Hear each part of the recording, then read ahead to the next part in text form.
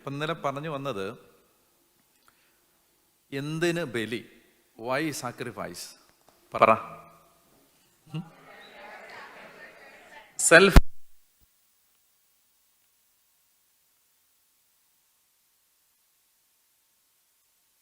Signifying life. പിന്നെ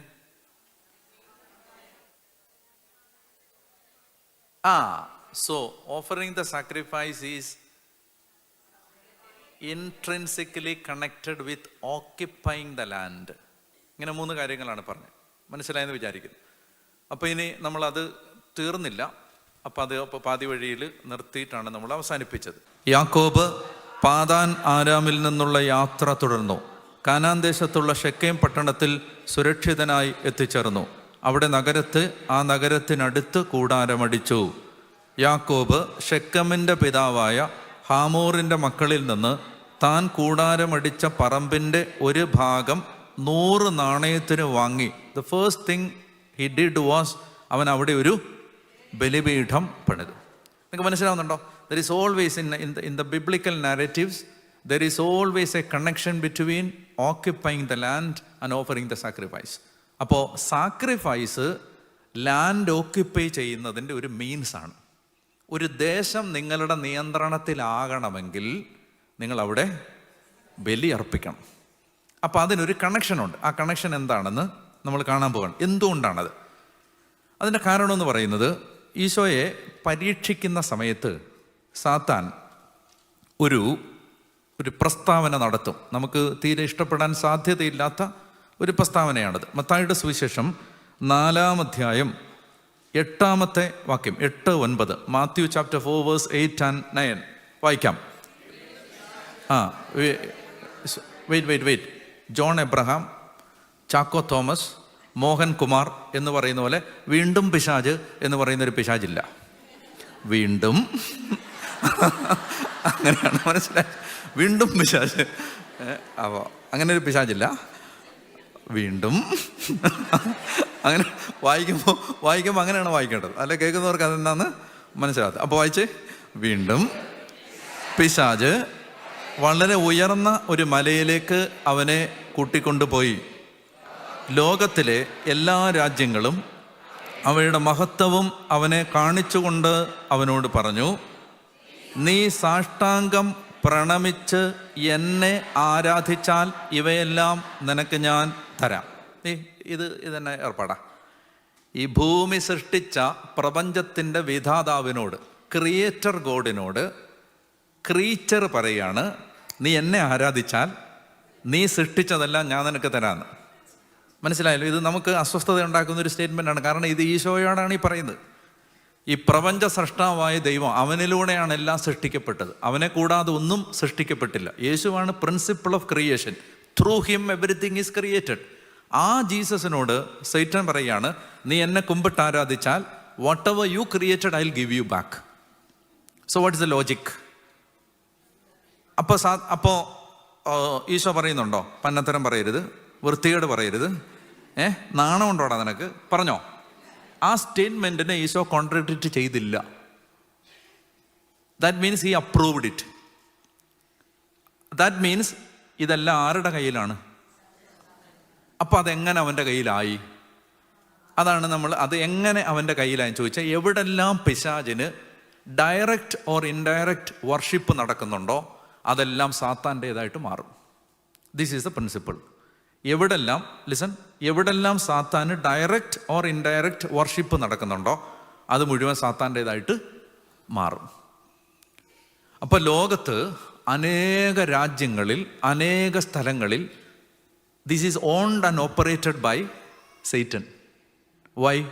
because due reverence, due worship is offered to him on a daily basis. അത് പാപത്തിലൂടെ ആവാം, ദൈവനിഷേധത്തിലൂടെ ആവാം, അത് ദൈവത്തെ വെല്ലുവിളിക്കുന്ന സിസ്റ്റത്തിലൂടെ ആവാം, ദൈവത്തിന് പകരം ആൻറ്റി ക്രൈസ്റ്റിൻ്റെ സ്പിരിറ്റുള്ള അവനവനെ തന്നെ ദൈവമാക്കുന്ന ആളുകളുടെ ലീഡർഷിപ്പിലൂടെ ആവാം. പല രീതിയിലാണ് ഇത് വർക്ക് ചെയ്യുന്നത്. സൈറ്റന് ഒരു ഓണർഷിപ്പ് മിക്കവാറും എല്ലാ ഇടങ്ങളിലും ഉണ്ട്. അതുകൊണ്ടാണ് യേശു അപ്പസ്തോലന്മാരെ അയച്ചപ്പോൾ അവരോട് പറയുന്നത്, പിശാചുക്കളെ എവിടെ ചെന്നാലും the first thing you need to do is cast out demon. ആ അതോറിറ്റിയെ ബ്രേക്ക് ചെയ്യുക. ദൈവരാജ്യം വളരാത്തതിൻ്റെ ഏറ്റവും പ്രധാനപ്പെട്ട കാരണം ഈ കമാൻഡ്മെൻറ്റിനെ നമ്മൾ സീരിയസ് ആയിട്ട് എടുക്കാത്തതാണ്. എവിടെ ചെന്നാലും നമ്മൾ മനുഷ്യരോട് ഫൈറ്റ് ചെയ്തുകൊണ്ടിരിക്കുകയാണ്. ദൈവരാജ്യം വളരാത്തതിൻ്റെ ഏറ്റവും പ്രധാനപ്പെട്ട കാരണം, ഞാൻ വടക്കേ ഇന്ത്യയിൽ സുവിശേഷ വേലയ്ക്ക് പോകുമ്പോൾ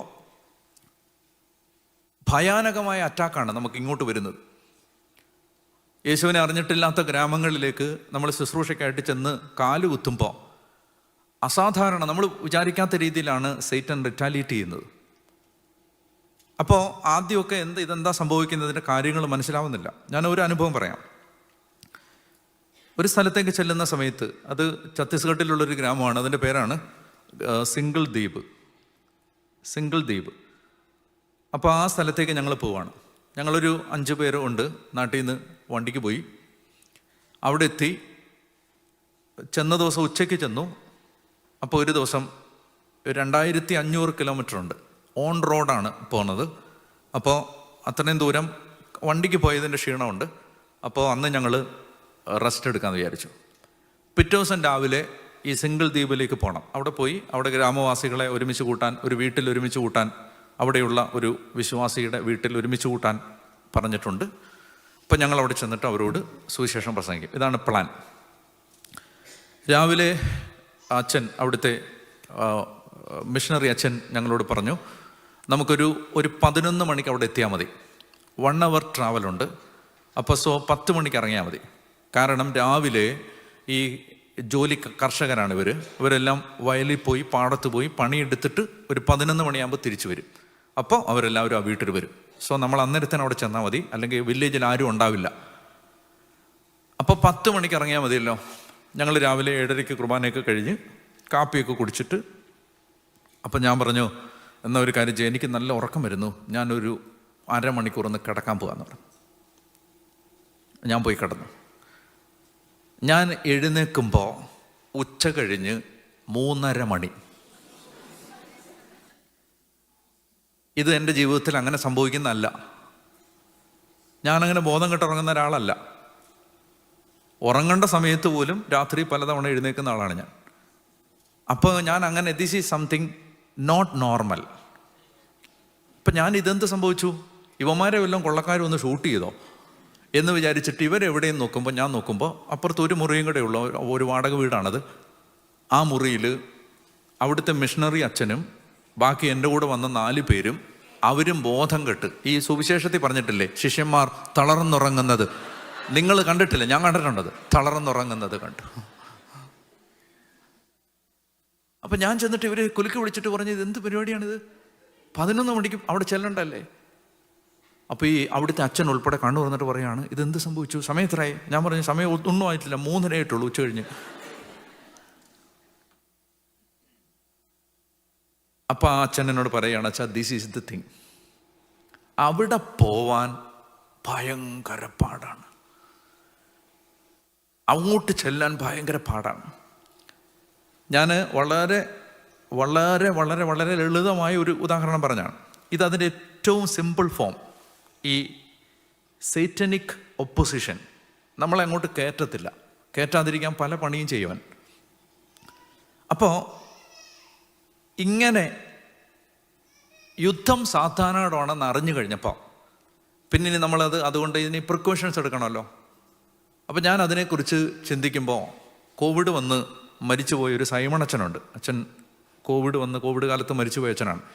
ഞാൻ സൈമൺ അച്ഛനെ വഴിയിൽ വെച്ച് ആകസ്മികമായി കാണുന്നു.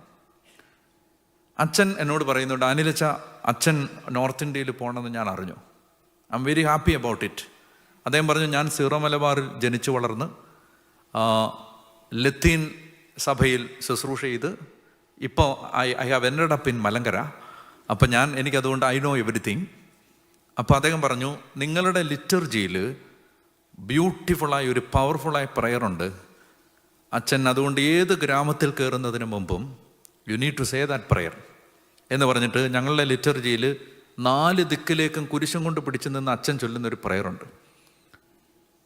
അങ്ങനെ ആ സൈമൺ അച്ഛനാണ് ഞങ്ങളുടെ ലിറ്റർജിയിലുള്ള ഈ പ്രയർ എനിക്ക് കാണിച്ചു തന്നത്. പ്രയർ എനിക്കറിയാം, ഈ പ്രയർ ഇതിനു വേണ്ടിയുള്ളതാണെന്ന്. അങ്ങനെയാണ് നിങ്ങൾ കണ്ടിട്ടുണ്ടാവും, ഞാൻ പറഞ്ഞിട്ടുണ്ട്, ദിക്കുകളുടെ കെട്ടഴിക്കുന്ന പ്രാർത്ഥന എന്ന് പറഞ്ഞിട്ട്.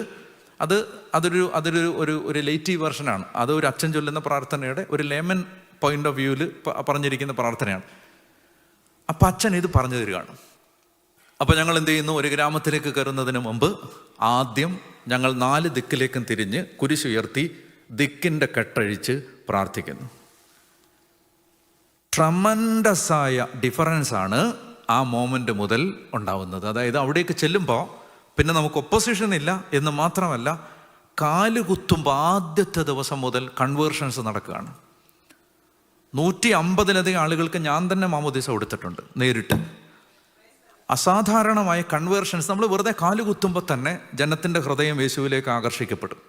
അസാധാരണമായ വ്യത്യാസമാണ്. അതായത് പിടിച്ചു വച്ചിരിക്കുന്ന ഒരു ഫോഴ്സ് മാറി. ഉറക്കെ പറഞ്ഞേ ഹല്ലേലൂയ. ഇത് നമ്മൾ തിരിച്ചറിയത്തില്ല. ഇപ്പം നിങ്ങളുടെ കോണ്ടെക്സ്റ്റിൽ ഞാനിത് പറഞ്ഞാൽ, നിങ്ങൾ വളരെ ബുദ്ധിമുട്ടുന്നത് മോസ്റ്റ്ലി ഫൈനാൻഷ്യലായ കാര്യങ്ങളെക്കുറിച്ചല്ല. നിങ്ങൾ വളരെ പ്രയാസപ്പെടുന്നത് നിങ്ങളുടെ മക്കളെക്കുറിച്ചാണ്. ആണോ? അതായത് നിങ്ങൾ നോക്കി നിൽക്കെ നിങ്ങളുടെ മക്കളെ ആരോ പിടിച്ചുകൊണ്ട് പോവാണ്. ഞാൻ ആലങ്കാരികമായിട്ട് പറഞ്ഞതാണ്, പക്ഷെ ദിസ് ഈസ് എ റിയാലിറ്റി. നിങ്ങൾ പറഞ്ഞാൽ അതുപോലെ അനുസരിക്കുന്ന കുട്ടികളായിരുന്നു, നല്ല കുഞ്ഞുങ്ങളായിരുന്നു. പക്ഷെ നോക്കി നിൽക്കെ ഒരു കൗണ്ടർ കൾച്ചർ അവരെ പിടിച്ചുകൊണ്ട് പോവാണ്. പെട്ടെന്ന് അവരുടെ ലാംഗ്വേജ് മാറുന്നു, രീതി മാറുന്നു, നടപടികൾ മാറുന്നു, റെസ്പോൺസ് മാറുന്നു, അവരുടെ സംസാര രീതി മാറുന്നു, അവരുടെ പേഴ്സ്പെക്റ്റീവ് മാറുന്നു.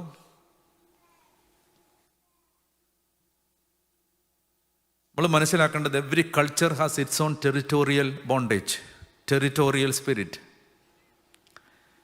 ഇതിനോട് മനുഷ്യന് ഫൈറ്റ് ചെയ്യാൻ പറ്റില്ല. നിങ്ങൾക്ക് ഒറ്റയാൾക്ക് ഇതിനോട് ഫൈറ്റ് ചെയ്യാൻ പറ്റില്ല. ഫൈറ്റ് ചെയ്യണമെങ്കിൽ യു നീഡ് ഡിവൈൻ അസിസ്റ്റൻസ്. അതിന് ദൈവം തന്ന, ബിബ്ലിക്കലി ദൈവം തന്ന ഏറ്റവും നല്ല മെത്തേഡാണ് offer, sacrifice and loosen, reduce the power of the evil spirit. ഹൃദയങ്ങൾ കീഴടങ്ങാൻ ബലിയോളം വലിയൊരു ആയുധം നൽകപ്പെട്ടിട്ടില്ല. മനുഷ്യര് മാറാൻ ബലിയോളം നല്ല ഒരായുധം നൽകപ്പെട്ടിട്ടില്ല. ഉറക്കെ പറഞ്ഞേ ഹല്ലേലൂയ. ഉറക്കെ പറഞ്ഞേ ഹല്ലേലൂയ. എനിക്കിത് മനസ്സിലായ അനുഭവങ്ങൾ ഞാൻ പറയാം. ഒരനുഭവം, ഒരു അപ്പനും അമ്മയും ഒരു മകനെ കൂട്ടിക്കൊണ്ടുവന്നു. വന്നിട്ട് പറഞ്ഞു, അച്ഛാ ഒന്ന് സംസാരിക്കാവോ? ഞാൻ ആ ചെറുപ്പക്കാരനോട് സംസാരിക്കുമ്പോൾ അസ്വാഭാവികമാണ് ഇവൻ്റെ പെരുമാറ്റം.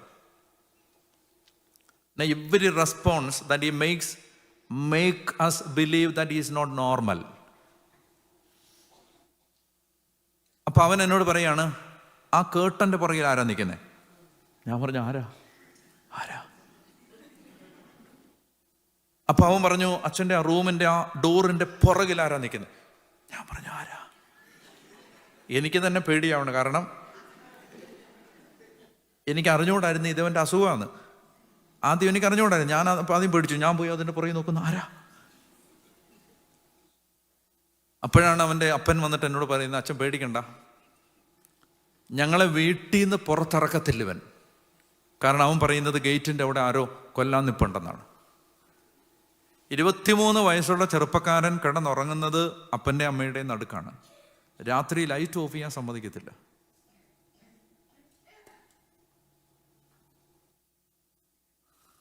അപ്പോൾ എനിക്ക് മനസ്സിലായി, എന്നെ കൊണ്ട് കൈകാര്യം ചെയ്യാൻ പറ്റുന്ന കേസല്ല ഇത്.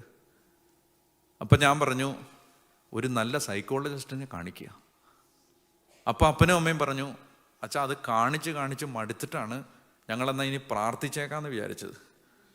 അത് മടുത്ത് അതൊക്കെ ആദ്യത്തെ ഓപ്ഷൻസ് ഞങ്ങൾ ചെയ്താന്ന് പറഞ്ഞു, കുറേ പോയതാന്ന് പറഞ്ഞു. അപ്പം ഞാൻ ഇങ്ങനെ ചിന്തിച്ചു, ഒരു 2007 കാലമാണ്. അപ്പം എനിക്ക് ഒട്ടും ഇത്തരം കാര്യങ്ങളെക്കുറിച്ചൊന്നും അനുഭവമൊന്നും ഇല്ല. ഞാനിങ്ങനെ ചിന്തിച്ചു, ദൈവമേ എൻ്റെ മുമ്പിൽ ഇതിന് സൊല്യൂഷനൊന്നും ഇല്ലല്ലോ, ഇതിനെങ്ങനെയാണ് പ്രാർത്ഥിക്കണ്ടേ ഇങ്ങനെ കേസുകളൊക്കെ വരുമ്പോൾ? അപ്പോൾ എൻ്റെ കൂടെ കുറച്ച് പാവപ്പെട്ട മനുഷ്യർ പ്രാർത്ഥിക്കാൻ വൈകുന്നേരങ്ങളിൽ വരും. അവർ പള്ളിയിലിരിപ്പുണ്ട്. അവരോട് പറഞ്ഞിട്ടായിരുന്നു ഞാൻ വന്നത്, ഞാനൊരു ചെറുപ്പക്കാരന് കൗൺസിലിംഗ് കൊടുക്കാൻ പോവാണ്, നിങ്ങളൊന്ന് പ്രാർത്ഥിച്ചോണം കേട്ടോ. അപ്പോൾ അതിലൊരു മനുഷ്യൻ സാധാരണക്കാരനാണ്. ഓടി വന്നിട്ട് എന്നോട് പറഞ്ഞു, അച്ഛാ, കർത്താവ് ഒരു കാര്യം പറഞ്ഞിട്ടുണ്ടെന്ന് പറഞ്ഞു. എന്താ കർത്താവ് പറഞ്ഞത്? ഇത്തരം സന്ദർഭങ്ങളിൽ ഇങ്ങനെയുള്ള മനുഷ്യരാണ് നമ്മളെ സഹായിക്കുന്നത്. കർത്താവ് എന്താ പറഞ്ഞേ? അപ്പോൾ പറഞ്ഞു, കുമ്പസാരിപ്പിച്ച് കുർബാന അർപ്പിച്ചാൽ ഇവൻ ശരിയാവുമെന്ന് പറഞ്ഞു. അപ്പം ഞാൻ ചിന്തിച്ചു, കുമ്പസാരിപ്പിച്ച് കുർബാന അർപ്പിച്ചാൽ ഇത് ശരിയാവുമെങ്കിൽ എൻ്റെ ഇടവക്കാരൊക്കെ എത്ര പണ്ടേ. നമ്മുടെ ഈ പൊട്ട ബുദ്ധിയിൽ നമ്മൾ അങ്ങനെ ആദ്യം എപ്പോഴും ഈ ഓപ്പോസിറ്റേ വരൂ. നിങ്ങൾക്ക് അങ്ങനെ ആണെന്ന് അറിഞ്ഞുകൂടാ, എനിക്ക് എപ്പോഴും അതേ വരൂ ആദ്യം. അപ്പം ഞാൻ അങ്ങനെ ചിന്തിച്ചു, അതായിരുന്നു ഇതിൻ്റെ വഴിയെങ്കിൽ എത്ര പണ്ടേ ഈ വന്ന് പറഞ്ഞവനുൾപ്പെടെ നന്നായേ. പക്ഷെ ഒരു സെക്കൻഡ് തോട്ടിൽ ഞാൻ ചിന്തിച്ചു, കർത്താവ് പറഞ്ഞല്ലേ, നിസാരാക്കരുത്. അപ്പം ഞാൻ ആ മനുഷ്യൻ, ആ കുടുംബത്തോട് പറഞ്ഞു, നിങ്ങൾ കുമ്പസാരിച്ചിട്ട് ഒത്തിരി നാളായോ? കുറച്ച് നാളായച്ചാ. എന്നാൽ പിന്നെ വാ, ഇപ്പോൾ വാ, കുമ്പസാരിക്കാം.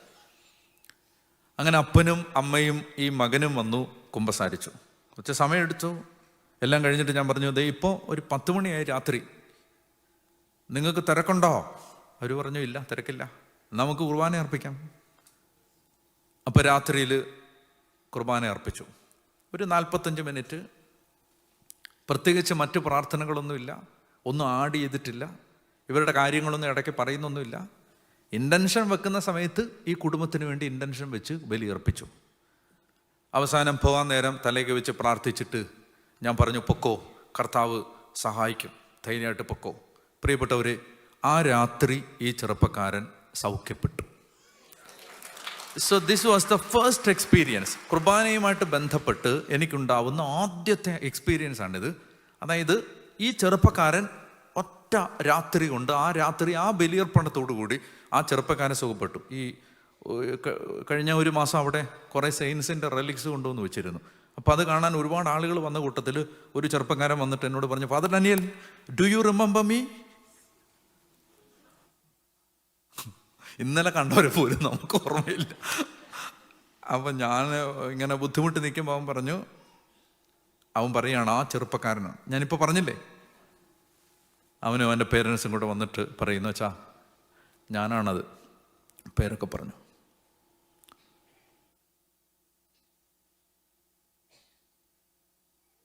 So there is territorial spirit. ഇത് മനസ്സിലായോ? ഈ ടെറിറ്റോറിയൽ സ്പിരിറ്റ്സിനെ കൗണ്ടർ ചെയ്യാനുള്ള വഴിയാണ് സാക്രിഫൈസ്. ഇതാണ് ബിബ്ലിക്കലി നമ്മൾ ആദ്യം മുതൽ, ഈ പിതാക്കന്മാരുടെ കാലം മുതൽ മുന്നോട്ട് വരുമ്പോൾ നമ്മൾ കാണുന്ന, സൂക്ഷ്മ വായനയിൽ കാണുന്ന ഒരു സത്യം. അപ്പോൾ എവിടെല്ലാം പിശാചിന് ആരാധന സമർപ്പിക്കപ്പെടുന്നുണ്ടോ അവിടെല്ലാം പിശാച് ശക്തി പ്രാപിക്കും. അപ്പോൾ വർഷിപ്പ് കൊടുക്കുന്ന സ്ഥലത്തെല്ലാം പിശാച് ശക്തി പ്രാപിക്കുമ്പോൾ ആ പവറിനെ ഇല്ലാതാക്കണമെങ്കിൽ അതിനൊരു വഴിയേ ഉള്ളൂ. എന്താണ് ആ വഴി? ട്രൂ വർഷിപ്പ് നടത്തുക. ട്രൂ വർഷിപ്പ് സാക്രിഫൈസ് ആണ്. അത് യേശുവിൻ്റെ കുരിശിലെ ബലിയാണ്. ഇത്ര നിങ്ങൾക്ക് മനസ്സിലായെന്ന് വിചാരിക്കുന്നു. സോ അതാണ് ആ ടോപ്പിക്കുമായിട്ട് ബന്ധപ്പെട്ട് എനിക്ക് പറയാനുള്ളത്. അതുകൊണ്ട് അവിടെ കർത്താവിൻ്റെ ശക്തി വ്യാപരിക്കും. പറഞ്ഞേ ഹല്ലേലൂയ, പറഞ്ഞേ ഹല്ലേലൂയ. അതുകൊണ്ട് നമ്മൾ ഇതിനെ ഒരിക്കലും, ഞാൻ പറയുന്നത്, വിശുദ്ധ കുർബാനെ ഒരു പുതിയ കണ്ണിലൂടെ കാണാൻ നമ്മൾ അതിനു വേണ്ട ഒരുക്കങ്ങളെല്ലാം നമ്മുടെ ചിന്താഗതിയിൽ മാറ്റം വരുത്തിക്കൊണ്ട് നടത്തുകയാണ്. അപ്പം അതുകൊണ്ട് നമ്മൾ ഓരോ ദിവസവും കുർബാനയ്ക്ക് പോകുമ്പോൾ നമ്മൾ മനസ്സിലാക്കേണ്ടത്, സൈറ്റനിക് ഇൻവേഷനെ നമ്മൾ കൗണ്ടർ ചെയ്യേണ്ടത് ബലിയർപ്പിച്ചിട്ടാണ്. അതിൻ്റെ കാരണം യേശു കുരിശിൽ പിശാചിനെ പരാജയപ്പെടുത്തിയത് ഈ ബലിയർപ്പിച്ചിട്ടാണ്. അതുകൊണ്ട് ഒരു വചനം പെട്ടെന്ന് വായിക്കാം. കൊളോസോസ് ലേഖനം, കൊളോസിയൻസ് ചാപ്റ്റർ 2. കൊളോസോസ് അധ്യായം 2 വാക്യം. കൊളോസോസ് ചാപ്റ്റർ 2 വേഴ്സ് 14 and 15. കൊളോസോസ് 2 14 15 ഉറക്കെ വായിക്കാമോ? നമുക്ക് ദോഷകരമായി നിന്ന ലിഖിത നിയമങ്ങളെ അവൻ മായിച്ചു കളയുകയും അവയെ കുരിശിൽ തറച്ച് നിഷ്കാസനം ചെയ്യുകയും ചെയ്തു. ആധിപത്യങ്ങളെയും അധികാരങ്ങളെയും അവൻ നിരായുധമാക്കി. അവൻ കുരിശിൽ അവയുടെ മേൽ വിജയം ആഘോഷിച്ചുകൊണ്ട് അവയെ പരസ്യമായി അവഹേളനാപാത്രങ്ങളാക്കി. അതായത് എല്ലാ സാത്താന്യ അധികാരത്തെയും യേശു നിരായുധമാക്കിയത് യേശു കുരിശിൽ അവയെ പരാജയപ്പെടുത്തിക്കൊണ്ടാണ്. അതുകൊണ്ട് യേശുവിൻ്റെ കുരിശിലെ ബലിയുടെ യോഗ്യതയാലാണ് പൈശാചിക ശക്തികൾ കീഴടങ്ങുന്നത്. നമ്മൾ ബലി അർപ്പിക്കുമ്പോഴാണ് സാത്താൻ്റെ സ്വാധീനങ്ങൾ കുറയുന്നത്. അപ്പോൾ ഇതിനെക്കുറിച്ച് നമുക്ക് ഈ കാര്യത്തെക്കുറിച്ച് വ്യക്തത കിട്ടിയാൽ, ഒന്നാമത് ഞാൻ ബാക്കി എല്ലാ കുർബാനയുടെ ആന്തരിക രഹസ്യങ്ങളിലേക്ക് നമ്മൾ കയറും. പക്ഷെ ആദ്യം നമ്മൾ മനസ്സിലാക്കേണ്ടത്, ഇത് നമുക്ക് ദൈവം തരുന്ന അസാധാരണമായ പൈശാചിക ശക്തികളിൽ നിന്ന് ദൈവം തരുന്ന അസാധാരണമായ ഒരു പ്രൊട്ടക്ഷനാണ്. അത് നിങ്ങൾ മനസ്സിലാക്കിയിരിക്കണം. നമ്മൾ ബലി അർപ്പിക്കുമ്പോൾ നമുക്കും നമ്മുടെ കുടുംബത്തിനും നമ്മൾ നേടിയെടുക്കുന്നത് മറ്റൊരിടത്തും കിട്ടാത്തൊരു സംരക്ഷണമാണ്. എന്നെ ഇത് കർത്താവ്, സത്യം പറഞ്ഞാൽ ഞാൻ ഓർക്കാറുണ്ട്, ഞാൻ ജീവിച്ചിരിക്കുന്ന തന്നെ സത്യത്തിൽ വിശുദ്ധ കുർബാനയെക്കുറിച്ച് പറയാൻ വേണ്ടിയിട്ടാണ്. അത് ദൈവം എന്നെ സ്പെയർ ചെയ്യുന്നത്, എന്നെ കൊല്ലാൻ പിശാച് പല രീതിയിൽ നോക്കുന്നുണ്ട്. അപ്പോൾ ഞാൻ സർവൈവ് ചെയ്യുന്നത് തന്നെ ഞാൻ ഓർക്കാറുണ്ട് ഈ കുർബാനയെക്കുറിച്ച് ഇങ്ങനെ പറയാൻ വേണ്ടിയിട്ടാണ്. അപ്പോൾ ഇത് പല രീതിയിലാണ് ജീവിതത്തിൽ ദൈവം ഓരോ ഘട്ടങ്ങളിലായിട്ട് പഠിപ്പിച്ചു തന്നത്. ഞാൻ ചില അനുഭവങ്ങളിലൂടെ നിങ്ങളെ കൊണ്ടുപോവാണ്. അതായത് ഇതിൻ്റെ ഒരു ഗ്രാവിറ്റി മനസ്സിലാക്കാൻ വേണ്ടി. ഒരു കാര്യം എനിക്ക് ബോധ്യം കിട്ടിയത്, ഞാൻ ഒരിക്കൽ നേരത്തെ പറഞ്ഞ സംഭവം നടന്ന അതേ സാഹചര്യത്തിൽ, അതേ കാലയളവിൽ തന്നെ കുറച്ച് നാൾ കഴിയുമ്പോൾ ഞാനൊരു ട്രൈബൽ കോളനിയിൽ ശുശ്രൂഷ ചെയ്യുന്നുണ്ട്. അപ്പോൾ അന്ന് ഞാൻ അവരുടെ കൂടെ വീടൊക്കെ വെച്ച് താമസിക്കുകയായിരുന്നു. ആ വീടൊക്കെ വെക്കുന്നതിന് തൊട്ട് മുമ്പ് ഞാൻ അപ്പുറത്തൊരു സ്ഥലത്ത് മാറി താമസിക്കുമ്പോൾ ഒരു രാത്രിയിൽ ഒരു 9 മണിയൊക്കെ ആയിട്ടുണ്ടാവും, എന്നെ ഒരു ചെറുപ്പക്കാരൻ ആ കോളനിയിൽ നിന്ന് വിളിച്ചു. അതൊരു ട്രൈബൽ കോളനിയാണ്. അവിടെ നിന്ന് വിളിച്ചിട്ട് അന്ന് എനിക്ക് കുക്കില്ല, ആകെയുള്ളത് അടുക്കളയിലെ കുക്കറാണ്. അതിനകത്ത് നമ്മൾ എന്തെങ്കിലും കുക്ക് ചെയ്താലേ ഉണ്ടാവത്തുള്ളൂ. അപ്പോൾ എനിക്ക് ഭക്ഷണം ഉണ്ടാക്കാനൊന്നും അന്ന് അറിഞ്ഞുകൂടാ. ഇന്ന് ഫോർ യുവർ ഇൻഫർമേഷൻ, ഇന്ന് ഞാൻ വളരെ നല്ല ഒരു കുക്കാണ്. അത് അല്ല, നിങ്ങളൊന്ന് അറിഞ്ഞിരിക്കട്ടെ എന്ന് ഞാൻ പറഞ്ഞു. സോ നമ്മൾ ജീവിതത്തിൽ ഈ അനേകം പരാജയങ്ങളിൽ നിന്ന് പാഠം പഠിച്ച് അവസാനം പഠിച്ചെടുത്താണ്. അപ്പോൾ ഏതായാലും അന്ന് എനിക്ക് ആകെ ഭക്ഷണം കഴിക്കണമെന്നുണ്ട്. ഞാൻ അതുകൊണ്ട് എന്ത് ചെയ്യുന്നറിയാം, എൻ്റെ ഭക്ഷണമൊക്കെ ഒത്തിരി കുറച്ചു. കാരണം ഭക്ഷണം ഇല്ലല്ലോ. അപ്പോൾ അതുകൊണ്ട് കടയിൽ പോയി വാങ്ങണം, ഹോട്ടലിൽ പോയി വാങ്ങണം. പിന്നെ എന്നും പോയി ഹോട്ടലിൽ പോയി വാങ്ങാനൊക്കെ പോയി നിൽക്കുന്നതൊക്കെ ഒരു നാണക്കേടായതുകൊണ്ട്, ഇപ്പം ഇവിടുത്തെ കോണ്ടെക്സ്റ്റ് പ്രശ്നമില്ല, നാട്ടിലൊക്കെ അതൊക്കെ ചമ്മല, ഇങ്ങനെ ഈ കടയിലൊക്കെ വാതിക്കലൊക്കെ പോയി നിൽക്കുന്നൊക്കെ പറഞ്ഞു.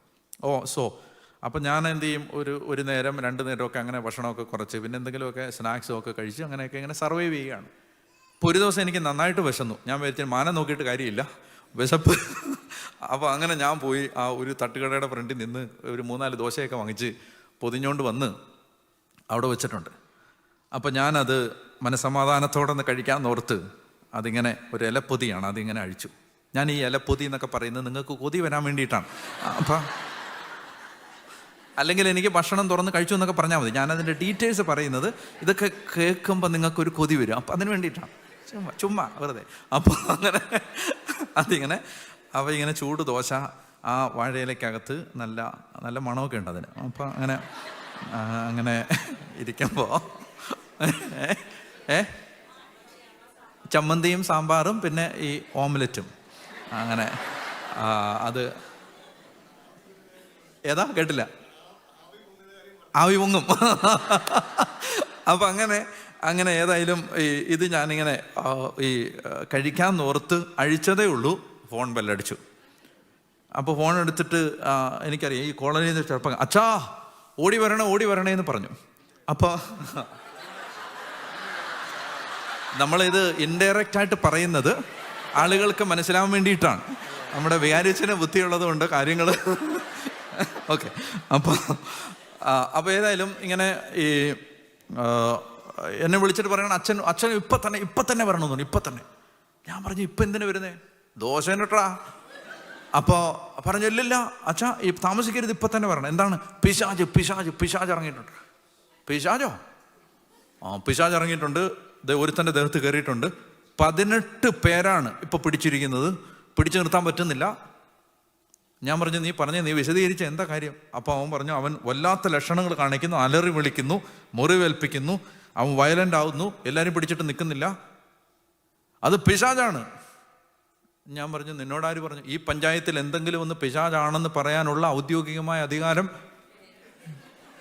അങ്ങനെയുണ്ട്. അത് നിങ്ങൾ പറയാൻ പാടില്ല, മനസ്സിലായില്ലേ? അത് നിങ്ങൾ പറയാൻ പാടില്ല. ഒരുത്തൻ വീട്ടിൽ ഭിക്ഷയ്ക്ക് വന്ന കഥ അറിയാം. ഒരുത്തൻ ഭിക്ഷയ്ക്ക് വന്ന ഒരു ഭിക്ഷക്കാരൻ വന്നിട്ട് ഇങ്ങനെ ചോദിച്ചു, അമ്മാ വല്ലതും തരണേ. അപ്പം അകത്തുനിന്ന് ചേച്ചി വിളിച്ച് പറഞ്ഞു, ഇവിടെ ഒന്നുമില്ല. ഒന്നുമില്ലേന്ന് പറഞ്ഞിട്ട് ഇയാൾ ഇത്രയും വിളിച്ച് പിച്ചക്കാരൻ വെളിയിലോട്ട് ഇറങ്ങുമ്പോഴാണ് ചേട്ടൻ വരുന്നത്. എന്താണ് തെറിയും വിളിച്ചുകൊണ്ട് പോകുന്നത് എൻ്റെ വീട്ടിൽ നിന്ന്?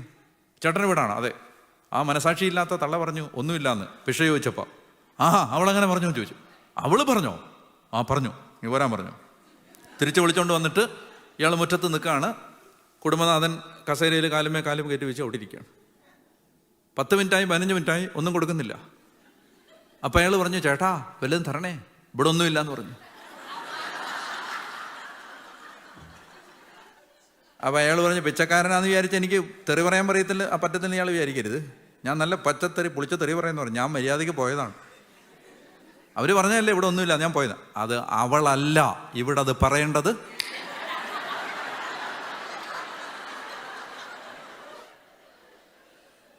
മനസ്സിലായോ? അതൊക്കെ പറയേണ്ട അതിൻ്റെ അധികാരം അത് എല്ലാവർക്കും ഒന്നുമില്ല.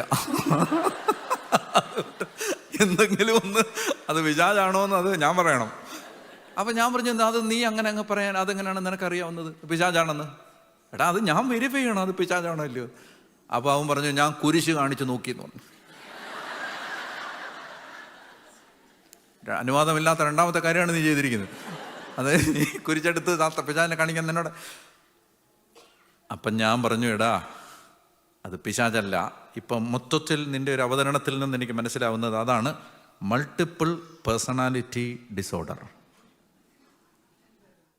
അവൻ എന്നോട് പറഞ്ഞു, അച്ഛാ ഞാൻ പറയാനുള്ളത് പറഞ്ഞു, ഇവനെന്തെങ്കിലും സംഭവിച്ചാൽ ഇനി അച്ഛനായിരിക്കും ഉത്തരവാദി. ഞാൻ ദോശ മടക്കി. കാരണം മാനം പോകുന്നതിനേക്കാൾ വലുതല്ലല്ലോ ദോശ. അതുകൊണ്ട് ഞാൻ പോകാനായിട്ട് എഴുന്നേറ്റ്. ഇനിയിപ്പോൾ പൊക്കളയാം, പിശാചാന്ന് ഇവൻ ഉറപ്പ് പറയുകയാണ്. ഞാൻ ചിന്തിച്ചത്, എനിക്ക് ഈ പിശാചിനെ നേരിട്ട് യാതൊരു പരിചയമില്ല. ഞാൻ എൻ്റെ ജീവിതത്തിൽ ആദ്യമായിട്ടാണ് ഒരു പിശാചിനോട് യുദ്ധം ചെയ്യാനായിട്ട് പോകുന്നത്. എനിക്ക് അറിഞ്ഞൂടാ, ഇങ്ങനെ ആദ്യമായിട്ടാണ് ഇങ്ങനെ ഒരു കാര്യത്തിന് ഒരാൾ വിളിക്കുന്നത്. അപ്പം ഞാൻ ആലോചിച്ച് നോക്കി, ദൈവമേ ഇതിന് എന്താണ് വഴി? കുറച്ച് പ്രാർത്ഥനയൊക്കെ എനിക്കറിയാം, പക്ഷേ പിശാചാവുമ്പോൾ നമ്മൾ മുൻകരുതലൊക്കെ എടുക്കണം. അപ്പം ഞാൻ കുഞ്ഞൊരു പള്ളിയാണ് മിഷൻ പള്ളി. അവിടെ എല്ലാ സ്ഥലത്തും ഉണ്ടായിരുന്ന എല്ലാ വിശുദ്ധ വസ്തുക്കളും എടുത്ത്, കൊന്ത, കാശുരൂപം, എല്ലാ സാധനവും എടുത്ത് എൻ്റെ ഈ പോക്കറ്റ് ഉണ്ടല്ലോ ഇങ്ങനെ ഇരിക്കുകയാണ്. ഇപ്പോൾ ശ്രീലങ്കക്കാർ ഞാൻ വരുന്ന കണ്ടിട്ടുണ്ട്. ശ്രീലങ്കക്കാർ ഫ്ലൈറ്റിൽ പോകുന്ന ഞാൻ കണ്ടിട്ടുണ്ട്. ശ്രീലങ്കക്കാർ എന്നോട് ക്ഷമിക്കണം. അതായത് ഞാൻ ഒരു ശ്രീലങ്കക്കാരൻ പോകുന്ന കണ്ടു ഒരിക്കൽ. അയാൾ ഗൾഫിൽ നിന്ന് ജോലി കഴിഞ്ഞിട്ട് പോവാണ്. അപ്പോൾ ഈ വെയിറ്റ് ഒരുപാടുള്ളതുകൊണ്ടേ ഈ വെയിറ്റ് നമ്മൾ ഈ പെട്ടിക്കകത്ത് കൊള്ളാത്തതുകൊണ്ട് പുള്ളി ഒരു 15 ഉടുപ്പ് പുള്ളി ഇട്ടു, ഒരു 9 പാൻറ്റും ഇട്ടു. എന്നിട്ട് ഞാൻ എക്സാജറേറ്റ് ചെയ്ത് പറയല്ല, ഇവ ഇങ്ങനെ വരുന്നത് ഒരു വിപ്പൊക്കറ്റ് വരുന്നവൻ.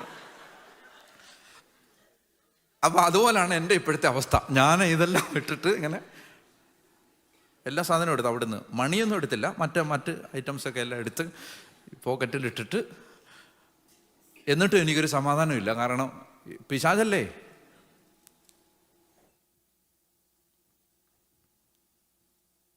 അപ്പം എനിക്ക് തോന്നി വിശുദ്ധ കുർബാന എടുത്തുകൊണ്ട് പോവാം. അപ്പം അതാവുമ്പോഴത്തേന് കുറച്ചുകൂടെ ഈ മറ്റേതിനേക്കാളൊക്കെ ഒരു സംഭവം ഉണ്ടല്ലോ എന്നോർത്തിട്ട്, ഈ അച്ഛന്മാർക്ക് ഈ ഭാഗത്ത് അകത്തൊരു പോക്കറ്റുണ്ട്. ഇപ്പം കാണിക്കാൻ നിവൃത്തിയില്ല, ഇപ്പം അകത്താണ്. ഇതിനകത്തൊരു ഉണ്ട് സിസ്റ്റർ, ഉണ്ട്, സത്യമായിട്ടുമുണ്ട്. സിസ്റ്ററിന് വിശ്വാസം വരുന്നില്ല. ഉണ്ട്. അതെന്തിനുള്ളതാണെന്നറിയാം? എന്തിനുള്ളതാ? വിശുദ്ധ കുർബാന വെച്ചുകൊണ്ട് പോകാനുള്ളതാണ്. അത് ഹൃദയത്തോട് ചേർത്ത് വെച്ച് രോഗികൾക്ക് കൊണ്ടു കൊടുക്കാൻ വേണ്ടി ഇതിനകത്തൊരു പോക്കറ്റുണ്ട്. കയ്യിൽ പിടിച്ച് കൊണ്ടുപോകാൻ പറ്റാത്ത സിറ്റുവേഷൻസിൽ ഇതിനകത്ത് അങ്ങനെ കൊണ്ടുപോകണം. അപ്പം ഞാൻ ചെറിയൊരു പിക്സിനകത്ത് വിശുദ്ധ കുർബാന എടുത്ത് വെച്ച് ഈ അകത്തെ പോക്കറ്റിൽ വെച്ചു. എന്നിട്ട് ഞാൻ പോവാണ്. ഞാൻ ചെന്നിറങ്ങുമ്പോൾ ഈ മണ്ടൻ ആ പഞ്ചായത്തിലുള്ള എല്ലാവരും വിളിച്ചു കൂട്ടിയിട്ടുണ്ട്. അവൻ പറയാണ്, അച്ഛൻ വരും. അച്ഛൻ വന്നാൽ പിന്നെ കളി മാറും. അവൻ ആവശ്യമില്ലാത്ത ഹൈപ്പെല്ലാം കൊടുത്ത് ആളുകളെല്ലാം വന്ന് അച്ഛൻ വരാൻ വേണ്ടി നോക്കി. ഹിന്ദുക്കളും മുസ്ലിങ്ങളും എല്ലാവരും ഉണ്ട്. മറ്റേത് ഇടവക്കാരുടെ മുമ്പിൽ മാത്രം മാനം കെട്ടാൻ മതിയായിരുന്നു. ഇതിപ്പോൾ നാട്ടുകാരുടെ മുമ്പിലൂടെ മാനം കെടാൻ പോവാണ്. സത്യമായിട്ടും എനിക്ക് പേടിയാണ്. കാരണം എനിക്ക് അറിഞ്ഞുകൂടാ ഇതെന്നാ ചെയ്യേണ്ടതെന്ന്. ഞാനിങ്ങനെ ഈ കേസുകൾ ഇടപെട്ടിട്ടില്ല. അപ്പോൾ ട്യൂബ്ലൈറ്റൊക്കെ കെട്ടി ഒരുത്തനെ ഈ കോളനിയിൽ തുറസായ സ്ഥലത്ത് ഒരു കസേരയെ പിടിച്ച് കെട്ടി ഒരു 10-15 പേര് അവൻ്റെ ചുറ്റിനും നിന്ന് പിടിച്ചു വെച്ചിരിക്കുകയാണ്. അവനിങ്ങനെ അലറുന്നു, അലമറയിടുന്നു. എന്ത് സംഭവിക്കട്ടെ, ഇനി വേറെ വകുപ്പൊന്നുമില്ല, ഓടി രക്ഷപ്പെടാനൊന്നും പറ്റില്ല. അതുകൊണ്ട് ഞാൻ വണ്ടിയിൽ നിന്ന് ഇറങ്ങി നേരെ പതുക്കെ നടന്ന് അവൻ്റെ അടുത്തേക്ക് ചെല്ലുമ്പോൾ അവനിങ്ങനെ ഇരിക്കുന്നവൻ ഇങ്ങനെ കണ്ണ് ഇങ്ങനെ നോക്കി.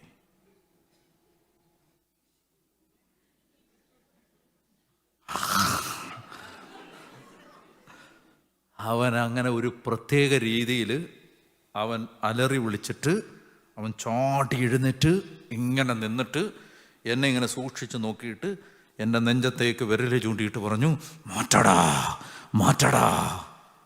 എന്ത് മാറ്റാൻ? എനിക്ക് മനസ്സിലായി ഇവന് പേടിയുള്ള ഒരു സാധനം എൻ്റെ കയ്യിലുണ്ട്. ഞാൻ പറഞ്ഞു, മാറ്റത്തില്ലടാ. വേറെ എന്ത് മാറ്റിയാലും ഇത് ഞാൻ മാറ്റത്തില്ല. എന്നെ കർത്താവ് എൻ്റെ മാനം പോവാതെ എന്നെ സഹായിച്ചു. ഞാൻ പ്രാർത്ഥിച്ചു, അവൻ സ്വതന്ത്രനായി. ആ നാട്ടിൽ എനിക്ക് വലിയ വിലയുണ്ടായി. പിന്നെ അങ്ങനെ എനിക്കൊരു കാര്യം മനസ്സിലായി, പരിശുദ്ധ കുർബാനയെ പിശാചിന് ഭയമാണെന്ന് വ്യക്തിപരമായി. ഇതൊന്നും ഡോക്ട്രിനായിട്ട് പഠിപ്പിക്കാൻ പറ്റുന്ന കാര്യമില്ല. എൻ്റെ പേഴ്സണൽ എക്സ്പീരിയൻസ് ഒരു പുരോഹിതൻ എന്ന നിലയിൽ ഞാൻ ഷെയർ ചെയ്യുകയാണ്.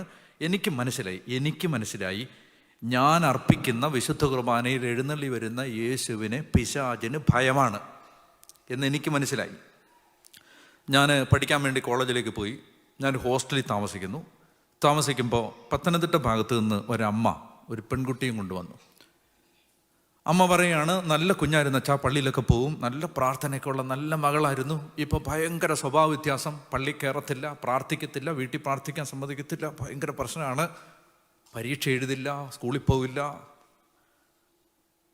ചെറിയ കുട്ടിയാണ്. ഇപ്പം ഞാൻ പറഞ്ഞു, അമ്മ ഞാനൊന്ന് സംസാരിക്കട്ടെ, അമ്മ മുറിയുടെ പുറത്തോട്ട് നിന്നോ, കുട്ടി അകത്തോട്ടിരിക്കുക. അപ്പോൾ അമ്മ വരാന്തയിലോട്ട് നിന്നോളാൻ പറഞ്ഞു. ഡോറ് തുറന്ന് കിടക്കുകയാണ്, ഒരു പാളി തുറന്നിട്ടിരിക്കുന്നു, ആ പാളി ഒരു പാളി അടച്ചിട്ടിരിക്കുന്നു, അതിൻ്റെ ഇപ്പുറത്തൊരു കസേരയുണ്ട്. അപ്പോൾ അകത്തിരിക്കുന്നവർക്ക് ഈ കുട്ടിയെ കാണത്തില്ല. അപ്പോൾ അവളിങ്ങനെ ഇരിക്കുന്നു, ഞാൻ ഇപ്പുറത്ത് എൻ്റെ ചെയറിലിരിക്കുന്നു. അപ്പം ഞാൻ അവളോട് പറയാണ്, മോളെ, ഈശോ നിന്നെ സഹായിക്കും, മക്കൾ ധൈര്യമായിട്ടിരിക്കുക. ഈശോ എന്ന് പറഞ്ഞതും ഈ കുട്ടി ഒരു ഭാവവ്യത്യാസം എന്നെ രൂക്ഷമായിട്ടിങ്ങനെ നോക്കാൻ തുടങ്ങി. അപ്പോൾ ഇതെന്തോ വ്യത്യാസം ഉണ്ടല്ലോ ദൈവം, ഇതെന്നാന്ന് ഓർത്തിട്ട് ഞാൻ എഴുന്നേൽക്കുമ്പോൾ ഈ കുട്ടി എന്നെ തുടരുതടാന്ന് പറഞ്ഞിട്ട് ചാടി എഴുന്നേറ്റ് ഒരൊറ്റ ഓട്ടം. ഞാൻ താമസിക്കുന്നത് ആൺകുട്ടികളുടെ ഹോസ്റ്റലിലാണ്, കോളേജ് പഠിക്കുന്ന മെൻസ് ഹോസ്റ്റലിലാണ് ഞാൻ താമസിക്കുന്നത്. ആൺകുട്ടികൾ താമസിക്കുന്ന മുറികളാണിത്, അവരുടെ വരാന്തയാണത് മുഴുവൻ. ആൺപിള്ളാരുടെ ഹോസ്റ്റലിൻ്റെ വരാന്തയിലൂടെ ഒരു പെൺകുട്ടി അലറി വിളിച്ചുകൊണ്ട് ഓടിയാൽ എന്താണ് സംഭവിക്കുന്നത്? ഈ കുട്ടികളെല്ലാം കൂടെ, ചെറുപ്പക്കാരെല്ലാം കൂടെ അവരുടെ കതക് തുറന്ന് പുറത്തേക്ക് നോക്കുമ്പോൾ ഒരു പെൺകുട്ടി അലറിക്കൊണ്ട് ഓടുന്നു, അവരുടെ പുറകെ ഞാൻ ഓടുന്നു, ഇവരൊക്കെ എൻ്റെ പുറകെ ഓടുന്നു. ഈ പുള്ളിയൊക്കെ ഉണ്ട് എൻ്റെ പുറകെ. ആർക്കും ഒന്നും മനസ്സിലാവുന്നില്ല. ഞങ്ങൾ ഓടിച്ചിട്ട് കൊച്ചിനെ പിടിച്ച് നേരെ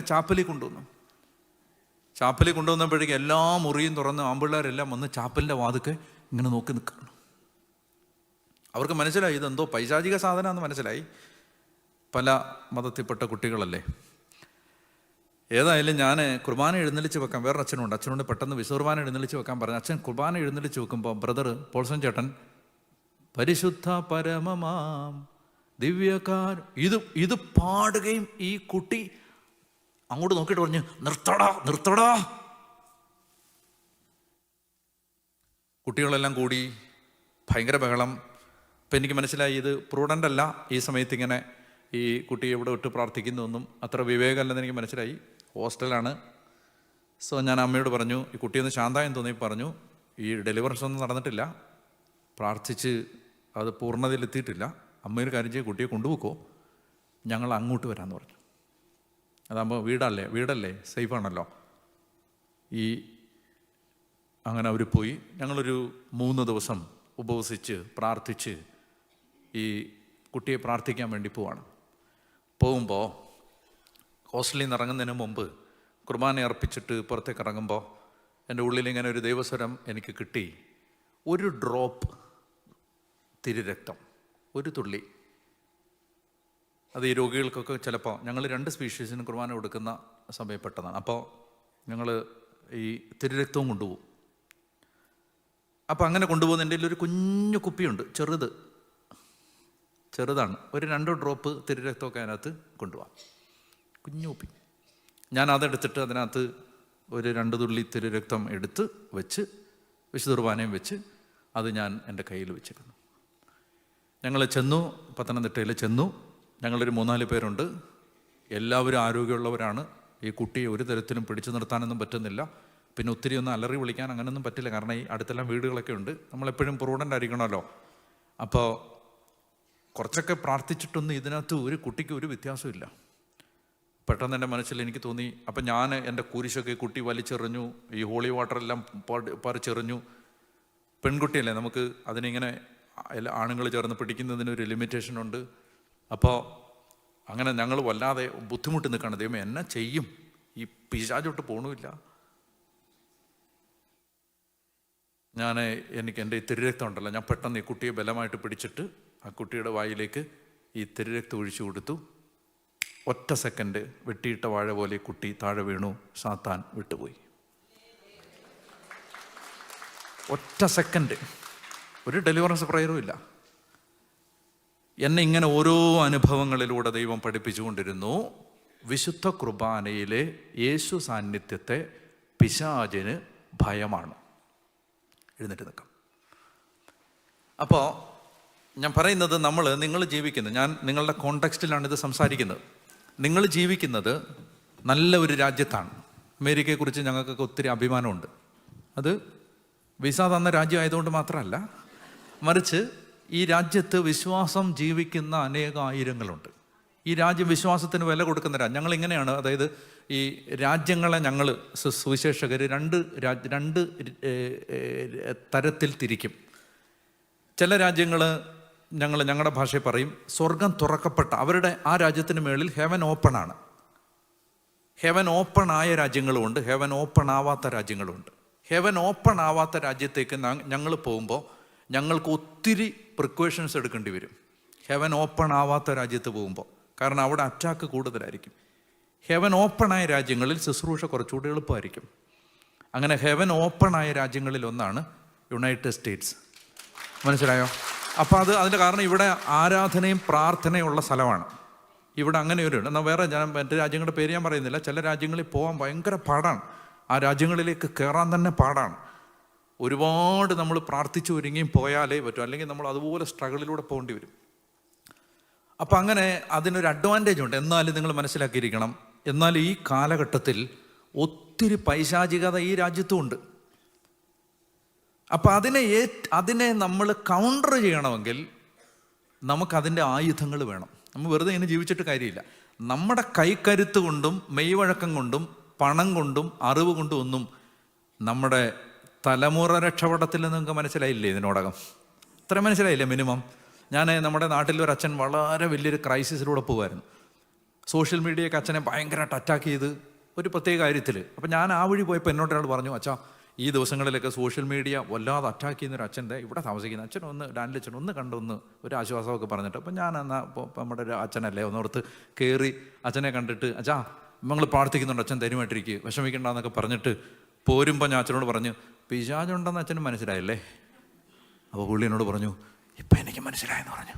ഇപ്പം മനസ്സിലായി, പിശാചുണ്ടെന്ന് ഇപ്പോഴെനിക്ക് മനസ്സിലായെന്ന് പറഞ്ഞു. 2-3 ദിവസമായുള്ളൂ പറഞ്ഞു. അതായത് നമ്മുടെ കഴിവോ നമ്മുടെ പണമോ നമ്മുടെ സ്വാധീനമോ കൊണ്ടൊന്നും നമുക്ക് സാത്താനെ കൗണ്ടർ ചെയ്യാൻ പറ്റില്ല. അതിന് ആത്മീയ ആയുധങ്ങൾ വേണം.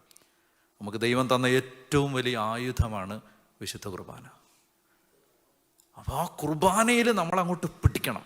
ഞാൻ ഒരു 100 അനുഭവങ്ങൾ ഈ ദിവസങ്ങളിൽ പറയാം. നിങ്ങളുടെ വിശ്വാസം ഇങ്ങനെ കയറി വരുന്ന, അതായത് എനിക്ക് ഉറപ്പാണ് ബലിപീഠത്തിൽ പിടിച്ചാൽ അഴിയാത്ത ഒരു കുരുക്കുമില്ല. പറഞ്ഞേ ഹല്ലേലൂയ. മനസ്സിലായ? ബലിപീഠത്തിൽ പിടിച്ചാൽ പിന്നെ അവിടെ അതിനൊരു സൊല്യൂഷൻ ഉണ്ട്. അത് എന്നെ ദൈവം വർഷങ്ങളുടെ അനുഭവങ്ങൾ കൊണ്ട് പഠിപ്പിച്ചു തന്നാണ്. അതുകൊണ്ട് ഞാൻ പറയുകയാണ്, പ്രിയപ്പെട്ടവരെ, ഇപ്പം നമുക്ക് പ്രാർത്ഥിക്കാം, കർത്താവേ ഞങ്ങൾ കാര്യങ്ങൾ കേട്ട്, അതായത് ഞങ്ങളൊരു യുദ്ധത്തിലാണ്. ഈ യുദ്ധത്തിൽ ഞങ്ങൾക്ക് ഏറ്റവും വലിയ ആയുധം കുർബാനയാണ്. മരണം വരെ വിശുദ്ധ കുർബാനയോടുള്ള ഒരു സജീവ ബന്ധം ഞങ്ങൾക്കുണ്ടാകാൻ ഞങ്ങളിതാ ആഗ്രഹിക്കുന്നു. ഞാനൊരു 3 കാര്യങ്ങൾ നിങ്ങളോട് പറഞ്ഞിപ്പം. 3 ഇന്നലെ പറഞ്ഞതിൻ്റെ കണ്ടിന്യൂഷനാണ്. 3ാമത്തെ കാര്യമാണ് ഇപ്പോൾ ഞാൻ പറഞ്ഞത്. 3 കാര്യങ്ങൾ നിങ്ങൾ മനസ്സിലുണ്ടാകും. ഇനി നമ്മുടെ ധ്യാനത്തിലേക്ക് പ്രവേശിക്കാൻ എടുക്കുന്നത് യോഹന്നാൻ്റെ സുവിശേഷത്തിൻ്റെ 6ാമത്തെ അധ്യായവും 13ാമത്തെ അധ്യായവുമാണ്. 6ാം അധ്യായം ഞാനൊന്ന് പരാമർശിച്ച് പോവും. അത് കഴിഞ്ഞ് 13ാം അധ്യായത്തിലെ ഒരു കാര്യം കൂടി നമ്മൾ എടുക്കും. അപ്പോൾ അതിലൂടെ നമ്മൾ വിശുദ്ധ കുർബാനയുടെ മറ്റൊരു പ്രധാനപ്പെട്ട മാനം, ഒരു തലം, അതെന്താണെന്ന് നമ്മൾ മനസ്സിലാക്കാൻ ശ്രമിക്കുകയാണ്. അതായത് ഇവിടെ നമ്മൾ യേശുവിൻ്റെ ഹൃദയം കാണാൻ പോവുകയാണ്. നമ്മൾ ലോകത്ത് വേറെ ആരും പറയുന്നതിനെ ഗൗരവമായിട്ട് എടുക്കണ്ട, ഈശോ പറയുന്നതിനെ സീരിയസ് ആയിട്ട് എടുത്താൽ മതി. ഇപ്പോൾ ഉദാഹരണം പറഞ്ഞാൽ, ആദം എന്ന് പറയുന്നത് ഒരു കഥയാണോ, ഒരു മിത്താണോ, ഹൗവ ഉണ്ടായിരുന്നോ, ഇങ്ങനെയൊക്കെയുള്ള ചോദ്യങ്ങൾ ചോദിക്കുമ്പോൾ എൻ്റെ ഉത്തരം ഇത്രയേ ഉള്ളൂ. ഈശോ എന്ത് പറഞ്ഞു? ഈശോ പറഞ്ഞു, നിങ്ങൾ ഇങ്ങനെ വായിച്ചിട്ടുണ്ട്, എന്താണ്, ആദ്യം മുതലേ ഇങ്ങനെയായിരുന്നു, പുരുഷൻ പിതാവിനെയും മാതാവിനെയും വിട്ട് ഭാര്യയോട് ചേരും എന്ന്. എന്താണ് നിങ്ങൾ വിശുദ്ധ ലിഖിതത്തിൽ വായിക്കുന്നത്? അപ്പോൾ ആദം ഹൗവ എന്ന് പറയുന്ന ആളുകളെക്കുറിച്ച് പരാമർശിച്ചിരിക്കുന്ന കാര്യങ്ങളെ ഈശോ സത്യമായിട്ട് അംഗീകരിച്ചു. ആരംഗീകരിച്ചു? ഈശോ. അപ്പം നമുക്ക് അതാണ് സത്യം. അത് ഒരു പണ്ഡിതൻ പറയുന്നതല്ല നമ്മുടെ സത്യം. ഇപ്പോൾ ഒരു പണ്ഡിതൻ പറയുകയാണ് ആദം ഇല്ലായിരുന്നു, നമ്മുടെ സത്യം അതല്ല. ആര് പറഞ്ഞാണ് നമ്മുടെ സത്യം? ഈശോ എന്ത് പറഞ്ഞു? നമുക്ക് സത്യം എന്ന് പറഞ്ഞാൽ ഈശോയാണ്. ഈശോ പറഞ്ഞത് മാത്രമാണ് നമ്മുടെ സത്യം. നമ്മൾ അങ്ങനെയാണ് സത്യത്തെ കാണുന്നത്. ഈശോ പറഞ്ഞു, വഴിയും സത്യവും ജീവനും ഞാനാണ്. നമുക്ക് വേറെ ആരും പറയും. അപ്പം ഈശോ ഒരു കാര്യം പറഞ്ഞാൽ നമ്മൾ അതിനകത്ത് ഒരു വിട്ടുവീഴ്ചയും ചെയ്യാൻ പാടില്ല. ഈശോ എന്ത് പറഞ്ഞാൽ അത് അതുപോലെ നമ്മൾ കേൾക്കണം. അങ്ങനെ ചെയ്താൽ ഈശോയ്ക്ക് നമ്മളെക്കുറിച്ച് ഭയങ്കര സന്തോഷമായിരിക്കും. നമ്മളെക്കുറിച്ച് ഈശോയ്ക്ക് വലിയ സന്തോഷം ഇല്ലാത്ത എന്തുകൊണ്ടാണെന്ന് ഇപ്പം മനസ്സിലായില്ലേ? ഈശോ പറയുന്നൊന്നും നമ്മൾ ചെയ്യാറില്ല. ഈശോ പറഞ്ഞത്, കാരണം ഈശോ പറഞ്ഞ ഒരുമാതിരിപ്പെട്ട ഒരു കാര്യവും നമ്മൾ ചെയ്തിട്ടില്ല. ആകെ ചെയ്തത് മാമോദീസ മുങ്ങി, പിന്നെ കുർബാനയ്ക്ക് പോയി, പിന്നെ അങ്ങനെയൊക്കെയുള്ള 1-2 കുഞ്ഞു കാര്യങ്ങൾ ഒഴിച്ചാൽ കർത്താവ് പറഞ്ഞ ഒന്നും നമ്മൾ 1 മൈൽ ദൂരം പോകാൻ ആവശ്യപ്പെടുന്നവൻ്റെ കൂടെ, ന്യൂജേഴ്സി വരെ പോകാൻ പറയുന്നവൻ്റെ കൂടെ ന്യൂയോർക്ക് വരെ പോവുക. ആരെങ്കിലും പോവോ? ഇനി നിന്റെ വസ്തുക്കൾ എടുത്തുകൊണ്ട് പോകുന്നവനോട് അറിയത്ത് പോലുമില്ല, പിന്നല്ലേ ചെയ്യുന്നത്. നിന്റെ വസ്തുക്കൾ എടുത്തുകൊണ്ട് പോകുന്നവനോട് തിരികെ ചോദിക്കരുത്. വല്ലവരും ചെയ്തിട്ടുണ്ടോ? ഇനി വായ്പ വാങ്ങാൻ ഇച്ഛിക്കുന്നവൻ്റെ അടുത്തുനിന്ന് ഒഴിഞ്ഞു മാറരുത്. ഇനി അടുത്തത്, നിന്റെ ഉടുപ്പെടുക്കുന്നവന് തുടുപ്പെടുത്തടിക്കണം, മേലങ്കി കൂടി കൊടുക്കണം, മൊബൈൽ എടുക്കുന്നവന് ചാർജറും കൂടെ കൊടുക്കണം. വല്ലവരും ചെയ്യുമോ? ഇല്ല, അവരുടെ കഴുത്തിന് പിടിച്ചിട്ട് വെക്കടാ ഫോൺ. ദുഷ്ടനെ എതിർക്കരുത്, വലത് കരണത്തടിക്കുന്നവന് ഇടത് കരണം കൂടെ കാണിച്ചു കൊടുക്കണം, ശത്രുക്കളെ സ്നേഹിക്കണം, പ്രാർത്ഥിക്കണം, അനുഗ്രഹിക്കണം, മറ്റുള്ളവർ നിങ്ങളോട് എങ്ങനെ പെരുമാറണം നിങ്ങൾ ആഗ്രഹിക്കുക, നിങ്ങൾ അവരോട് അങ്ങനെ ചെയ്യണം. ഇതൊന്നും നമ്മൾ ചെയ്തിട്ടില്ലെന്ന് മാത്രമല്ല, ചെയ്യാനുള്ള കൃപ തരണേന്ന് പ്രാർത്ഥിച്ചിട്ട് പോലുമില്ല, ചെയ്യേണ്ടതാണെന്നുള്ള ബോധ്യം പോലുമില്ല. അതുകൊണ്ടാണ് ഈശോയ്ക്ക് നമ്മളോട് വലിയൊരു പരിഗണനയൊന്നും ഇപ്പം ഇല്ലാത്തത്. അപ്പോൾ അപ്പം ഞാൻ പറഞ്ഞു വരുന്നത്, നമ്മുടെ ജീവിതത്തിൻ്റെ നിലപാടുകൾ യേശുവിൻ്റെ നിലപാടുകളായിരിക്കണം. യേശു എന്ത് പറഞ്ഞു? നമുക്കൊറ്റ കൾട്ടേ ഉള്ളൂ, നമുക്കൊറ്റ വിഗ്രഹമേ ഉള്ളൂ. അതാരാ? ഈശോ. നമുക്കൊറ്റ ഐഡിയലേ ഉള്ളൂ. അപ്പോൾ ആ ഈശോ നമുക്ക് ഭ്രാന്താവണം. പറഞ്ഞേ ഹല്ലേലൂയ. ഞാൻ യൂത്ത് എൻ്റെ അടുത്ത് വന്നാൽ ഞാൻ യൂത്തിനോട് ഒറ്റ വിഷയമേ പ്രസംഗിക്കത്തുള്ളൂ. എന്താണെന്നറിയോ? യേശു ഏകരക്ഷകൻ. എന്തുകൊണ്ടെന്നറിയോ? ആദ്യത്തെ മിനിറ്റ് മുതൽ പരിശുദ്ധാത്മാവ് കളത്തിലുണ്ടാവും. യൂത്ത് ധ്യാനമാണ് ഏറ്റവും ഡിഫിക്കൽട്ട് ധ്യാനം. പക്ഷെ ആദ്യത്തെ ടോക്ക് മുതൽ പരിശുദ്ധാത്മാവ് ആ പ്രദേശത്ത് മുഴുവൻ ഉണ്ടാവും. കാരണം ഈ പരിശുദ്ധാത്മാവിന് ഭയങ്കര ഇഷ്ടമാണ് യേശു ഏകരക്ഷകനാണെന്ന് പറയുന്നു. ഭയങ്കര മൂവിങ് ഓഫ് ദ സ്പിരിറ്റ് ഭയങ്കരമായിരിക്കും.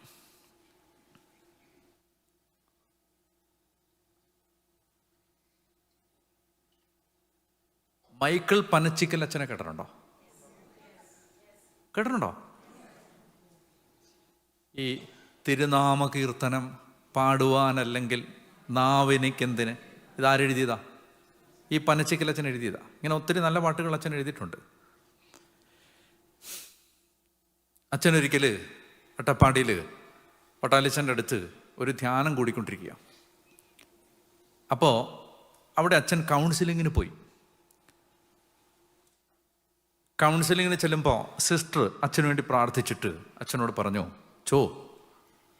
അച്ഛൻ്റെ ഒരു 3 മിനിറ്റ് പ്രസംഗം ഈശോയ്ക്ക് ഭയങ്കര ഇഷ്ടപ്പെട്ടു എന്ന് ഈശോ പറയുക. സ്വർഗം മുഴുവൻ എഴുന്നേറ്റ് കൈയടിച്ച് അരുതന്നേരം അച്ഛൻ്റെ 3 മിനിറ്റ് പ്രസംഗം. അച്ഛൻ അങ്ങനെ 3 മിനിറ്റ് പ്രസംഗം ഉള്ളിൽ നടത്തിയിട്ടുണ്ടോ? അപ്പം അച്ഛൻ പറഞ്ഞു, ഉണ്ട്. ഞാൻ വിയന്നയിൽ ഒരു ലോക മത സമ്മേളനത്തിൽ പോയി പ്രസംഗിച്ചിട്ടുണ്ട്. 3 മിനിറ്റ് ആയിരുന്നു എൻ്റെ പ്രസംഗം, 3 മിനിറ്റ്. അപ്പോൾ സിസ്റ്റർ പറഞ്ഞു, അല്ല അതല്ല എന്ന് പറഞ്ഞു. അതല്ല, ഇത് കേരളത്തിൽ ഇവിടെ വന്ന് പറഞ്ഞു. കേരളത്തിൽ ഞാൻ 3 മിനിറ്റ് പ്രസംഗിച്ചിട്ടില്ലല്ലോ. ഒന്ന് ആലോചിച്ച് നോക്കിയാ അച്ഛാ, വേറൊരു അടയാളം കൂടെ കാണിക്കുന്നുണ്ടെന്ന് പറഞ്ഞു. ഈ പ്രസംഗം കഴിഞ്ഞപ്പോൾ അവിടെ അടിയായി. അച്ഛൻ പറഞ്ഞു, ഓർക്കുന്നുണ്ട്. അത് പ്രസംഗമല്ല, അതൊരു പ്രസംഗത്തിന് ശേഷമുള്ള പ്രതികരണമായിരുന്നു. ഞാൻ പ്രസംഗിക്കാൻ പോയതല്ല. നമ്മുടെ നാട്ടിൽ വെച്ച് 3 മതക്കാരെ വിളിച്ചു കൂട്ടി ഒരു സർവ്വമത സമ്മേളനം നടക്കുകയാണ്. അപ്പം ഞാനും കാഴ്ചക്കാരനായിട്ട് പോയിട്ടുണ്ട്. അപ്പം ആദ്യം ഒരു ഹൈന്ദവ സഹോദരൻ പ്രസംഗിച്ചു. സനാതനധർമ്മം, അതിനെക്കുറിച്ച് അദ്ദേഹം വാചാലമായി സംസാരിച്ചു. എനിക്കിഷ്ടപ്പെട്ടു. ഞാൻ കൈയടിച്ചു, കൊള്ളാം. ഞാൻ കാത്തിരിക്കുകയാണ്. ഈ യേശുവിനെ കുറിച്ച് പറയുമല്ലോ ഇനി 3ാമതൊരാൾ. അത് കഴിയുമ്പോൾ ഒരു മുസ്ലിം സഹോദരൻ വന്നിട്ട് അദ്ദേഹം പ്രസംഗിച്ചു. യേശു ഒരു പ്രവാചകനാണ്. ക്രിസ്ത്യാനികളൊക്കെ ഇവിടെ ഉണ്ടല്ലോ. യേശു ഒരു പ്രവാചകനാണ്, ഞങ്ങളത് സമ്മതിക്കുന്നു. പക്ഷേ അവസാനത്തെ പ്രവാചകൻ പറഞ്ഞതാണ് സത്യം. ലാസ്റ്റ് വന്നിട്ട് പറഞ്ഞാണ് സത്യം. അത് ഞങ്ങളുടെ പ്രവാചകനാണ്, ഞങ്ങളുടെ മതമാണ് സത്യം.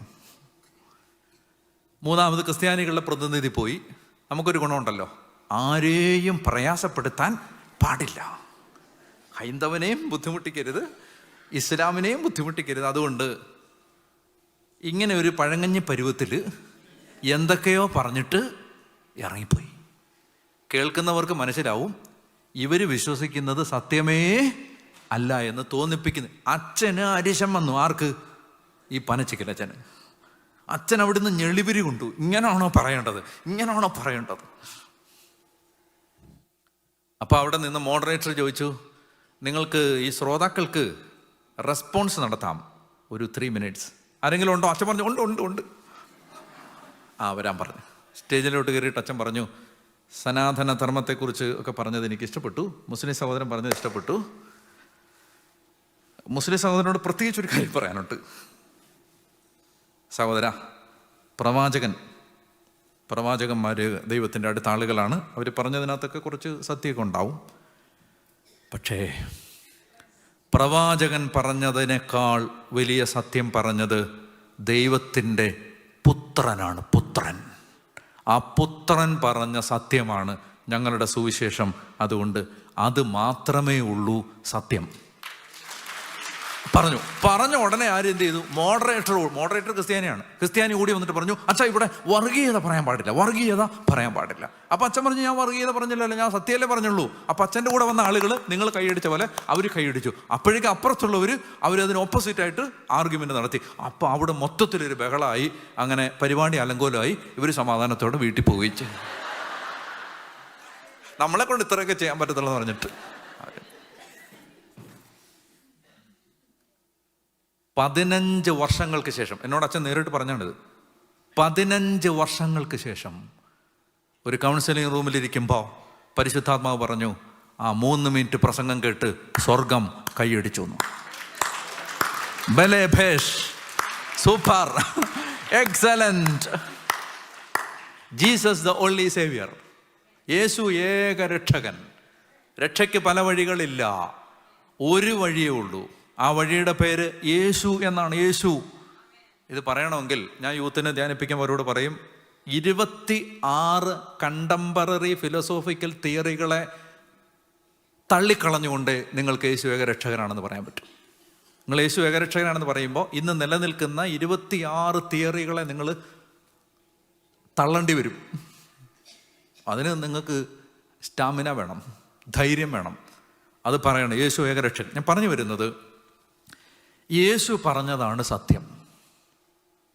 നമ്മുടെ ജീവിതത്തിൽ എപ്പോഴുള്ള നിലപാട് ഇതായിരിക്കണം, കർത്താവ് പറഞ്ഞാണ് സത്യം. അങ്ങനെ ഈശോ പറഞ്ഞതാണ് സത്യം എന്ന് നമ്മൾ അംഗീകരിച്ചാൽ അവിടെ പരിശുദ്ധാത്മാവ് പ്രവർത്തിക്കും. അപ്പം അതുകൊണ്ട് നമ്മൾ യോഹന്നാന്റെ സുവിശേഷം 6-ാം അധ്യായത്തിൽ യേശു എന്ത് പറഞ്ഞു, സുവിശേഷം യേശു എന്ത് വിശുദ്ധ കുർബാനയെക്കുറിച്ച് പറഞ്ഞു എന്ന് മനസ്സിലാക്കാൻ യോഹന്നാൻ 6-ലേക്ക് പോവുകയാണ്. എടുക്കാം യോഹന്നാന്റെ സുവിശേഷം 6-ാം അധ്യായം. ഈ 6-ാം അധ്യായം നമുക്കൊരു 5 കാര്യങ്ങളായി ഇതിനെ തിരിക്കാം. ഒന്നാമത്തേത്, യേശു അപ്പം വർദ്ധിപ്പിക്കുന്നു. യേശു അപ്പം, മൾട്ടിപ്ലിക്കേഷൻ ഓഫ് ദ ലോസ്. യേശു അപ്പം വർദ്ധിപ്പിക്കുന്നു. ഒന്ന് പറയാമോ? അപ്പോൾ യോഹന്നാൻ 6-ന്റെ ആദ്യത്തെ ഡിവിഷൻ യേശു അപ്പം വർദ്ധിപ്പിക്കുന്നു, മറക്കരുത്. രണ്ടാമത്തേത്, യേശു വെള്ളത്തിന് മീതെ നടക്കുന്നു. യേശു വെള്ളത്തിൻ്റെ പുറത്ത് നടക്കുന്നവരുണ്ടോ ഈ നാട്ടിൽ? ആ നടപ്പല്ലിത്, മനസ്സിലായോ? അത് പറയത്തില്ലേ, അച്ഛൻ മൈൻഡ് ചെയ്യണ്ട അച്ഛാ, വെള്ളത്തിൻ്റെ പുറത്ത് പറഞ്ഞാന്ന് പറയത്തില്ലേ, വെള്ളത്തിൻ്റെ പുറത്ത് നടന്നതാ, അതല്ലത്.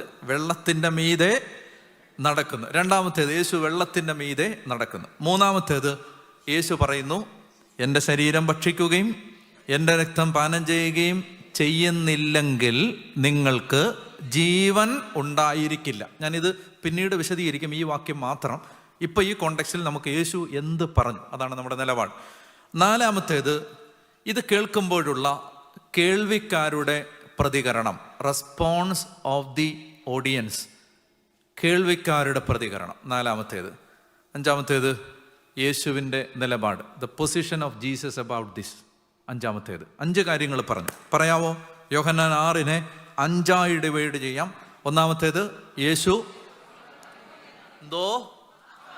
അപ്പം വർദ്ധിപ്പിക്കുന്നു. 2, 5 കാര്യം പറഞ്ഞാലും രണ്ടാമത്തെ മറക്കത്തില്ല. വെള്ളത്തിൻ്റെ പുറത്ത് നടക്കണം. യേശു വെള്ളത്തിൻ്റെ മീതെ നടക്കുന്നു. 3, ഈശോ പറയുന്നു, ഞാനാണ് ജീവന്റെ അപ്പം, എൻ്റെ ശരീരം ഭക്ഷിക്കുകയും എൻ്റെ രക്തം പാനം ചെയ്യുകയും ചെയ്യുന്നില്ലെങ്കിൽ നിങ്ങൾക്ക് ജീവൻ ഉണ്ടായിരിക്കുകയില്ല. ഓക്കെ, അങ്ങനൊരു പാട്ടുണ്ടല്ലോ നിങ്ങൾക്ക്, അല്ല നിങ്ങൾക്കൊരു പാട്ടുണ്ടല്ലോ അങ്ങനെ, അതാണോ നിങ്ങളുടെ പാട്ട്?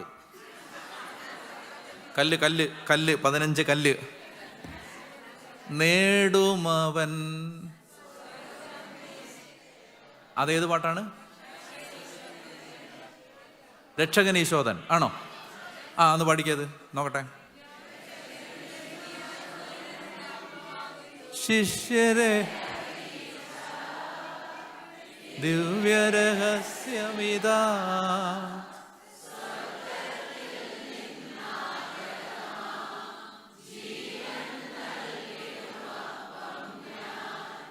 സ്നേഹമോടെന്നെ കൈക്കൊള്ളുവോ, എന്നിൽ നേടും. അപ്പൊ അതാണത്, മൂന്നാമത്തെ കാര്യം. ഇത് ഈശോ പറഞ്ഞു. 3. നാലാമത്തേത്, ഇത് കേട്ടപ്പോഴുള്ള കേൾവിക്കാരുടെ പ്രതികരണം. 5-ാമത്തേത്, യേശുവിൻ്റെ നിലപാട്. ഇന്നലെ ഒരു അമ്മച്ചി എന്നോട് പറഞ്ഞായിരുന്നു, വെള്ളം കൊണ്ടുവന്ന അപ്പച്ചൻ്റെ ഭാര്യയാണ്. ഞാൻ ഇന്നലെ കണ്ടില്ല. അപ്പം അതുകൊണ്ട് ഞാൻ പറഞ്ഞു, അമ്മച്ചി ഞാൻ കണ്ടില്ല അപ്പച്ചൻ, ഞാൻ നോക്കിയില്ല. ഞാൻ ഈ പറഞ്ഞുകൊണ്ടിരുന്നതിനിടയിൽ ഇന്ന് അതാണ് സൂക്ഷിച്ച് നോക്കിയത്. Thank you. അല്ല, നമ്മൾ തെറ്റുതിരുത്തണമല്ലോ. അല്ലെ ഈ അമ്മച്ചി ആയിരിക്കും ഇയാളൊരു ഒരു ഒരു ഒരു ഒരു നന്ദിയില്ലാത്തവനാണല്ലോ, വെള്ളം കൊണ്ട് കൊടുത്തിട്ട് എൻ്റെ അപ്പച്ചനെ നിന്ന് നോക്കിയത് പോലും ഇല്ല. അല്ല, നമ്മൾ എന്തെല്ലാം കാര്യങ്ങൾ ശ്രദ്ധിച്ചാലാണ് നമുക്ക്. Okay, listen. ഒന്നാമത്തേത്, യേശു അപ്പം വർദ്ധിപ്പിക്കുന്നു. അപ്പം വർദ്ധിപ്പിച്ച സംഭവത്തിൻ്റെ സാരാംശം, യേശു അപ്പം വർദ്ധിപ്പിച്ച സംഭവത്തിൻ്റെ സാരാംശം, ലിസൺ ടു മീ, ഒറ്റ കാര്യമുള്ളൂ. ഈശോയ്ക്ക് നമ്മളോടെല്ലാം പറയാൻ ഒറ്റ കാര്യമുള്ളൂ. ആ ഒറ്റ കാര്യം ഇതാണ്. യേശു പറയാണ്, നിങ്ങൾ ഒരു അപ്പം എൻ്റെ കയ്യിൽ തന്നാൽ എനിക്ക് ആ അപ്പത്തെ എൻ്റെ ഇഷ്ടമനുസരിച്ച് എന്ത് വേണമെങ്കിലുമാക്കി മാറ്റാൻ പറ്റും. ഇതാണ് ഈ സംഭവത്തിൻ്റെ അർത്ഥം. അതല്ലേ, 5 അപ്പം എൻ്റെ കയ്യിലോട്ട് കൊടുത്തു, അത് ഇഷ്ടം പോലെ പെരുകി.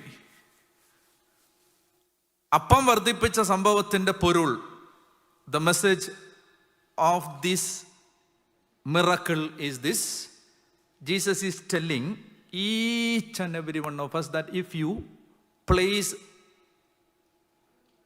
a loaf of bread into my hands, I can transform this bread into any form which I like. എനിക്ക് അതിനുള്ള കപ്പാസിറ്റി ഉണ്ട്. ഇത് നിങ്ങൾ വിശ്വസിക്കുന്നോ? ഇത്രയും വിശ്വസിച്ചാൽ മതി ഇതിനകത്തുനിന്ന്. അതായത് എൻ്റെ കർത്താവിന് ഒരപ്പം അവൻ്റെ കയ്യിലോട്ട് കൊടുത്താൽ അതിനെ അവന് മാറ്റാൻ പറ്റും. ഇതാണ് ജോൺ ചാപ്റ്റർ 6 പാർട്ട് 1. രണ്ടാമത്തേത്, യേശു വെള്ളത്തിന് മീതെ നടക്കുന്നു. വെള്ളത്തിന് മീതെ നടക്കുക എന്ന് പറഞ്ഞാൽ, നിങ്ങൾ വെള്ളത്തിന് മീതെ നടന്നിട്ടുണ്ടോ? ചാവ് കേട്ടല്ലോ. വെള്ളത്തിന് മീതെ നടന്നാൽ താന്നു പോവും. വെള്ളത്തിന് മീതെ ഞാൻ സിംഗപ്പൂരിൽ വെച്ച് മുങ്ങി മരിക്കണ്ടായിരുന്നു. പല രീതിയിലാണ് ഞാൻ മരിക്കേണ്ടത്. മുങ്ങി മരിക്കേണ്ടത് എങ്ങനെയാണെന്ന് വെച്ചാൽ, എനിക്ക് അറിഞ്ഞുകൂടായിരുന്നു ഈ സ്വിമ്മിംഗ് പൂളിൻ്റെ ഒരെൻഡിൽ ആഴമുണ്ടെന്ന്. നിങ്ങൾക്കറിയായിരുന്നു അത്? എൻ്റെ ദൈവമേ, എനിക്കത് അറിഞ്ഞുകൂടായിരുന്നു. ഞാൻ ഓർത്തിരുന്നത് എല്ലായിടത്തും ഞാൻ അങ്ങനെ നടന്ന് താണുപോയി. പിന്നെ ചെറുപ്പകാലത്ത് നീന്തൽ പഠിച്ചിട്ടില്ലാത്തോണ്ട് താന്ന് ഒരുപാട് ആഴം ഉണ്ടായിരുന്നു, അതിന് താന്നുപോയി. അന്ന് എനിക്കൊരു കാര്യം മനസ്സിലായി, നമ്മൾ ധ്യാനഗുരുവാണേലും താഴും. അത് നമുക്ക് ഇതിനകത്തൊന്നും ആർക്കും ഒരു ഇതൊക്കെ, അതായത് ഈ ഭൂമിയുടെ നിയമങ്ങളൊക്കെ എല്ലാവർക്കും ബാധകമാണ്. അതുകൊണ്ട് നോക്കുകയും കണ്ടുമൊക്കെ വെള്ളത്തിൽ ചാടാവൂ എന്നെനിക്ക് മനസ്സിലായി. താണുപോയി. എന്നാൽ പത്രോസ് താണ അതേ വെള്ളത്തിൽ യേശു താണില്ല. എന്തുകൊണ്ട് താണില്ല? അതായത് ഇരുമ്പ് വെള്ളത്തിലിട്ടാൽ താഴും, പക്ഷെ ഇരുമ്പ് കപ്പൽ താഴില്ല. താഴാത്തതിൻ്റെ കാരണം, താഴാത്ത വിധത്തിൽ അതിൻ്റെ ശരീരത്തിൽ ഒരു മാറ്റം വരുത്തി. അപ്പൊ ആ ശരീരത്തിൽ വരുത്തിയ മാറ്റമാണ് വെള്ളത്തിൽ താഴാതിരിക്കാൻ കപ്പലിനെ സഹായിച്ചത്. പത്രോസ് താണ വെള്ളത്തിൽ ഈശോ താണില്ലെങ്കിൽ അതിൻ്റെ അർത്ഥം വെള്ളത്തിനല്ല മാറ്റം വന്നത്, യേശുവിൻ്റെ ശരീരത്തിനാണ് മാറ്റം വന്നത്. സമ്മതിക്കാവോ? സമ്മതിക്കത്തില്ലേ? അതായത് ഈ വെള്ളത്തിൽ ഈശോ താണില്ല. കൗണ്ടർ ക്വസ്റ്റ്യനോടെ ഇപ്പോൾ ചോദിച്ചോണം. അതായത് ഈ വെള്ളത്തിൽ ഈശോ താണില്ല, പത്രോസ് താണു. അപ്പോൾ വെള്ളത്തിനല്ല, വെള്ളം പഴയ പോലെ തന്നെയാണ്. ഈശോയ്ക്ക് വെള്ളത്തിൽ നിന്നാലും താഴാത്ത വിധത്തിൽ ഈശോ തൻ്റെ ശരീരത്തെ ഭാരമില്ലാത്തതാക്കി മാറ്റി. ഈ ഭാഗം വായിക്കുന്ന നമുക്കൊരു കാര്യം മനസ്സിലായി, എൻ്റെ കർത്താവിന് അപ്പത്തെ മാത്രമല്ല മാറ്റാൻ കഴിയുന്നത്, അവൻ്റെ ശരീരത്തെയും മാറ്റാൻ കഴിയും. ക്ലിയറായോ?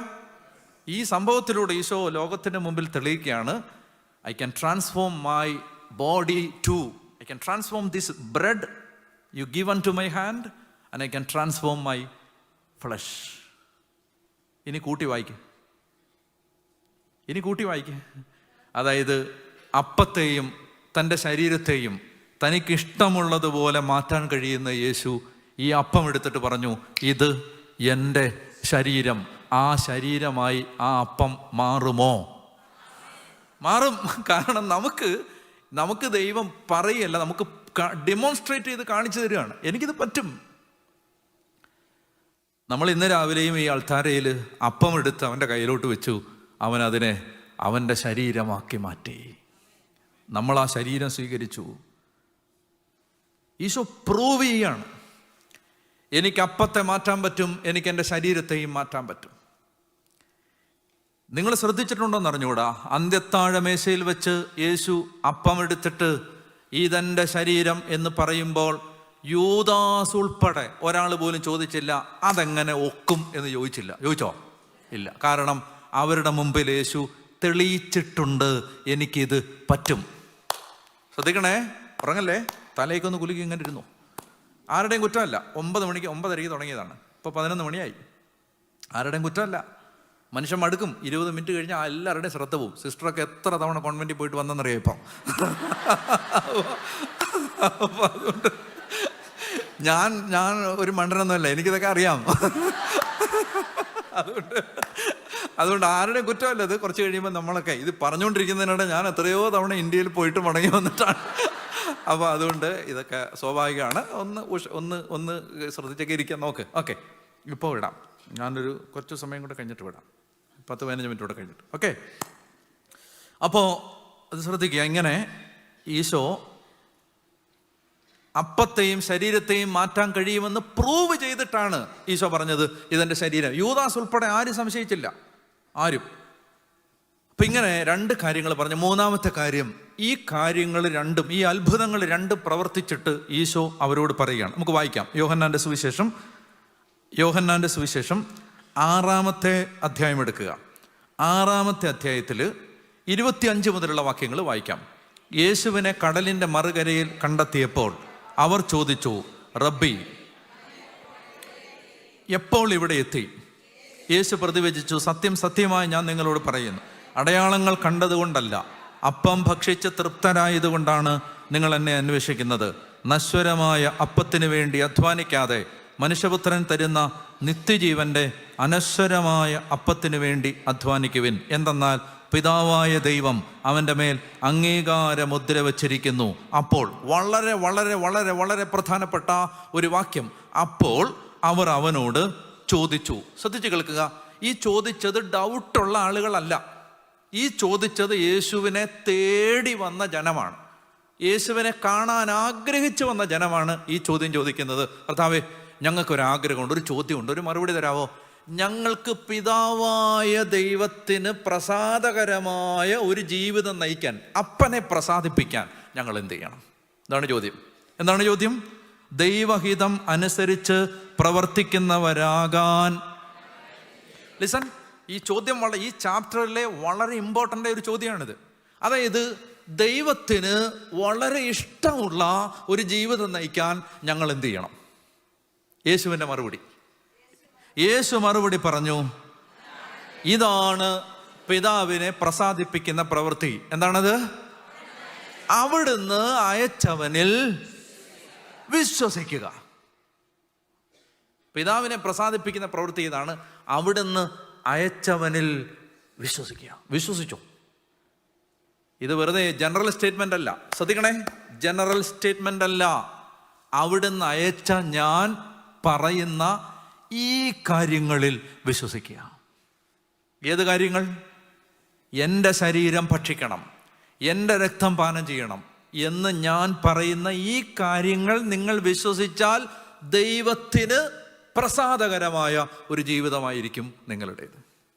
വിശുദ്ധ കുർബാനയെ സ്നേഹിക്കുന്നവനെ പിതാവായ ദൈവം സ്നേഹിക്കും. ഒരു സംശയമില്ല. എൻ്റെ ചോര കൊണ്ട് ഞാൻ എഴുതിത്തരാം. ഇൻ്റർവെല്ലിന് വാ, ഞാൻ എല്ലാവർക്കും ഇങ്ങനെ കുത്തി എഴുതിത്തരാം. എനിക്ക് ഒരു സംശയമില്ല, എനിക്ക് യാതൊരു സംശയമില്ല. ദൈവം, കാരണം എനിക്ക് അതുപോലെയാണ് എൻ്റെ ജീവനും മരണവും എടുത്ത് കയ്യിൽ ഇങ്ങനെ വെച്ച് ദൈവം എന്നെ പഠിപ്പിച്ചതെന്നാണ്. ഈ കുർബാനയിലാണ് എല്ലാം. വേറെ ഒന്നും തലകുത്തി മറിയേണ്ട കാര്യമില്ല. കുർബാനയെ സ്നേഹിച്ചോ, ബലിപീഠത്തെ സ്നേഹിച്ചോ, അൾത്താരയുടെ മുമ്പിൽ ഇരുന്നോ, വിശുർബാനയുടെ മുമ്പിൽ ഇങ്ങനെ അടയിരുന്നോ, കർത്താവ് എല്ലാം തരും.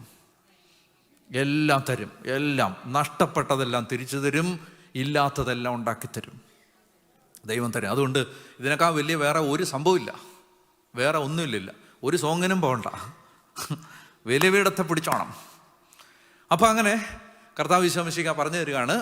കർത്താവ് പറയാണ്, അവിടുന്ന് അയച്ച എന്നിൽ വിശ്വസിക്കുക എന്നുള്ളതാണ് ദൈവത്തെ പ്രസാദിപ്പിക്കുന്ന പ്രവൃത്തി. ഇനി അവിടുന്ന് വിഷയത്തിലേക്ക് വരികയാണ്. 30-ാമത്തെ വാക്യം, അപ്പോൾ അവർ ചോദിച്ചു, വായിക്കാം. അപ്പോൾ അവർ ചോദിച്ചു, ഞങ്ങൾ കണ്ട് നിന്നെ വിശ്വസിക്കേണ്ടതിന് എന്തടയാളമാണ് നീ ചെയ്യുക, എന്താണ് നീ പ്രവർത്തിക്കുക?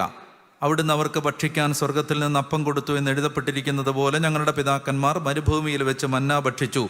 യേശു മറുപടി പറഞ്ഞു, സത്യം സത്യമായി ഞാൻ നിങ്ങളോട് പറയുന്നു, മോശയല്ല നിങ്ങൾക്ക് സ്വർഗത്തിൽ നിന്ന് അപ്പം തന്നത്, എൻ്റെ പിതാവാണ് സ്വർഗത്തിൽ നിന്ന് നിങ്ങൾക്ക് യഥാർത്ഥ അപ്പം തരുന്നത്. എന്തെന്നാൽ ദൈവത്തിൻ്റെ അപ്പം സ്വർഗത്തിൽ നിന്ന് ഇറങ്ങി വന്ന ലോകത്തിന് ജീവൻ. അപ്പോൾ അവർ ചോദിച്ചു, കർത്താവ്, ഈ അപ്പം ഞങ്ങൾക്ക് എപ്പോഴും നൽകണമേ. 35 ഉറക്കെ വായിക്കാം. യേശു അവരോട് പറഞ്ഞു, ഞാനാണ് ജീവന്റെ അപ്പം. ഓർത്തു വെച്ചിരിക്കണം, ജീവന്റെ അപ്പം. ഞാൻ ഈ ജീവൻ പിന്നീട് വിശദീകരിക്കും. ഇപ്പം ഇത് ഓർത്തു വെച്ചിരിക്കണം, ഞാനാണ് ജീവന്റെ അപ്പം. എൻ്റെ അടുത്ത് വരുന്നവന് ഒരിക്കലും വിശക്കില്ല, എന്നിൽ വിശ്വസിക്കുന്നവന് ദാഹിക്കുകയുമില്ല. അടുത്തത് ഈ വാഗ്ദാനങ്ങളാണ്. അതായത് ഈ അപ്പത്തിൻ്റെ അടുത്തേക്ക് വരുന്നവന് വിശക്കത്തില്ല, ദാഹിക്കത്തില്ല. ഒന്ന് പറഞ്ഞേ, വിശക്കത്തില്ല. അതായത് ഈ അപ്പത്തിൻ്റെ ദിവ്യകാരുണ്യത്തെ സമീപിക്കുന്നവന് വിശപ്പില്ല, ദാഹമില്ല. പറഞ്ഞേ, വിശപ്പില്ല, ദാഹമില്ല. ആരെ ദിവ്യകാരുണ്യത്തെ സമീപിക്കുന്നവന് വിശപ്പില്ല, ദാഹമില്ല. പറഞ്ഞേ ഹല്ലേലൂയ. ലോകം വിശക്കുന്നതിന് വേണ്ടി അവൻ വിശക്കത്തില്ല, ലോകം ദാഹിക്കുന്നതിന് വേണ്ടി അവൻ അത് ദാഹിക്കത്തില്ല. മനസ്സിലായോ? അവൻ്റെ ദാഹം വേറെയാണ്. ലോകം വിശക്കുന്നതിന് വേണ്ടി അവൻ വിശന്ന് ഒരു ഭിക്ഷക്കാരനെ പോലെ അതിൻ്റെ പുറകെ പോകില്ല. ലോകം ദാഹിക്കുന്നതിന് പുറകെ അവൻ പോകത്തില്ല. അവൻ്റെ ദാഹം, അവൻ്റെ വിശപ്പ് വേറെയാണ്. ഇനി അടുത്ത വാഗ്ദാനം 37, പിതാവ് എനിക്ക് നൽകുന്നവരെല്ലാം എൻ്റെ അടുത്ത് വരും, എൻ്റെ അടുക്കൽ വരുന്നവനെ. അടുത്തത് നിങ്ങളിത് കുറിച്ച് വെച്ചോണം ഇതെല്ലാം. അതായത് ഒന്നാമത്തെ കാര്യം ഞാൻ പറഞ്ഞു. ഇനി അതായത് ഒരു 3 കാര്യമാണ് ഇപ്പം ഞാൻ എംഫസൈസ് പറഞ്ഞു. ഒന്നാമത്തെ കാര്യം, ഈശോയോട് അവർ ചോദിച്ചു, ഞങ്ങൾ ദൈവത്തെ പ്രസാദിപ്പിക്കുന്ന ഒരു കുടുംബമാവാൻ ഞങ്ങൾ എന്നാ ചെയ്യണ്ടേ? അപ്പോൾ പറഞ്ഞു, അവിടുന്ന് അയച്ച ഏകജാതനായ എന്നിൽ ഞാൻ ഈ പറയാൻ പോകുന്ന കാര്യങ്ങളിൽ വിശ്വസിക്കുക. അപ്പോൾ കുർബാനയുമായി ബന്ധപ്പെട്ട് ഞാൻ നൽകിയ പ്രബോധനങ്ങളിൽ വിശ്വസിച്ചാൽ നിന്റെ കുടുംബം ദൈവത്തിന് പ്രീതികരമായ ഒരു കുടുംബമായിട്ട്. ഇന്നലെ രാത്രി എൻ്റെ അമ്മയെ ഞാൻ സ്വപ്നം കണ്ടു. ഇന്നലെ രാത്രി ഇടയ്ക്കെപ്പോഴോ കുറച്ചു നേരം ഉറങ്ങിയായിരുന്നു. ആ സമയത്ത് സ്വപ്നവും കണ്ടു. അമ്മയെ നോർമലി സ്വപ്നം കാണാറില്ല, അമ്മയെ കാണാറില്ല അങ്ങനെ. അപ്പം ഞാൻ രാവിലെ വിചാരിച്ചെന്നാൽ അമ്മയൊന്ന് വിളിച്ചേക്കാം, ഒത്തിരി നാളായി വിളിച്ചിട്ട്, ഒന്ന് വിളിച്ചേക്കാമെന്ന് ഓർത്തു. അപ്പോൾ അങ്ങനെ ഇപ്പം രാവിലെ ഞാൻ അമ്മയെ വിളിച്ചിട്ട് ഞാനിങ്ങനെ വേറെ നമ്പറല്ലേ, അമ്മയെ പറ്റിക്കല്ലോ. അപ്പോൾ ഞാൻ പറഞ്ഞു, ചിന്നമ്മയുണ്ടോ? അപ്പോൾ പറഞ്ഞു, ചിന്നമ്മയാണ്, പോലീസ് സ്റ്റേഷനിൽ നിന്നാണ് വിളിക്കുന്നത്. അപ്പം എൻ്റെ ഒരു അറസ്റ്റ് വാറണ്ടുണ്ട്. അപ്പോൾ എൻ്റെ അമ്മ ഒട്ടും ഭാവവ്യത്യാസമില്ല ചിരിച്ചോണ്ട് പറയാണ്, പോലീസുകാർക്കൊക്കെ എന്നെ പേടിയാന്ന്. ഞാനാന്ന് അറിഞ്ഞൂടാ. കുറച്ച് നേരം കഴിഞ്ഞിട്ടാണ് മനസ്സിലായത് ഞാനാന്ന്. കാരണം ഒന്നാമത്തെ കാര്യം, ഞാൻ നോർമലി അങ്ങനെ വിളിക്കാറില്ല. രണ്ടാമത്തെ കാര്യം, ഈ വേറെ ഏതോ നമ്പറിൽ നിന്നാണ്. എൻ്റെ നമ്പറാണ് എൻ്റെ അമ്മയുടെ ഫോണിലുണ്ട്. അപ്പോൾ ഞാൻ ഓർക്കായിരുന്നേ, അമ്മ ഫോൺ വെച്ച് കഴിഞ്ഞാൽ ഞാൻ ഓർക്കായിരുന്നു, ശരിയാ എൻ്റെ അമ്മയ്ക്ക് പോലീസിനെ ഒന്നും പോലീസൊക്കെ വന്നാലേ എൻ്റെ അമ്മ ചിരിച്ചോണ്ടൊക്കെ നിൽക്കത്തുള്ളൂ. എന്തിനാ പോലീസിനെ പഠിക്കുന്നത്? അപ്പം ഞാൻ രാവിലെ ഓർക്കായിരുന്നു, എൻ്റെ മനസ്സിലൊരു കാഴ്ചയുണ്ട്. വലിയ വിദ്യാഭ്യാസമൊന്നും ഇല്ലാത്തൊരു സ്ത്രീ, കുടുംബം ഇങ്ങനെ ചെതറിപ്പിരിഞ്ഞ് തകർന്ന് പോകാനുള്ള എല്ലാ ആണിയും പിശാച് വെച്ച് ഒരു കുടുംബത്തെ ഇങ്ങനെ തകർക്കാൻ ഈ റിമോട്ടിൻ്റെ സ്വിച്ച് ബോംബ് വെച്ചിട്ട് ഞെക്കാൻ നിൽക്കുന്ന പോലെ സാത്താൻ നിന്നൊരു കാലമുണ്ട്. ആ കാലത്ത് വലിയ വിദ്യാഭ്യാസമൊന്നും ഇല്ലാത്തൊരു പാവ സ്ത്രീ പള്ളിയിൽ പോയി കൂനിക്കൂടി നിന്നൊരു നിപ്പ് എനിക്കിപ്പോഴും ഓർമ്മയുണ്ട്. ഞങ്ങളുടെ നാട്ടിൻപുറത്തൊരു കൊച്ചു പള്ളി, ആ പള്ളിയിൽ എല്ലാവരും നിൽക്കുന്നത് അവരവരുടെ സ്പോട്ടുണ്ട്, അവൻ മാറത്തില്ല, എല്ലാം അവിടെ തന്നെ പോയി നിൽക്കുന്നത്. അപ്പം ഇങ്ങനെ നിന്ന ഒരു അമ്മയെ എനിക്ക് ഓർമ്മയുണ്ട്. ഞാൻ ഓർക്കുകയാണ്, എൻ്റെ അമ്മ എന്നോട് ജീവിതത്തിൽ ആദ്യമായിട്ട് എനിക്ക് തന്ന വാഗ്ദാനം, മോനെ നീ ആൾത്താരയിൽ കുർബാനയ്ക്ക് സഹായിക്കാൻ ഓൾട്ടർ ബോയ് ആയിട്ട് കയറിയാൽ നിനക്ക് ഞാൻ ഉടുപ്പ് വാങ്ങിച്ചു തരാം. ഒരു പുതിയ ഉടുപ്പൊക്കെ കിട്ടുന്നത് അന്ന് വലിയ കാര്യമാണ്. പിന്നെ ഒരിക്കൽ പറഞ്ഞ ഓർമ്മയുണ്ട്, മോനെ നീ അച്ഛനാവാൻ പോകണമെന്ന് എനിക്ക് ആഗ്രഹമുണ്ട്.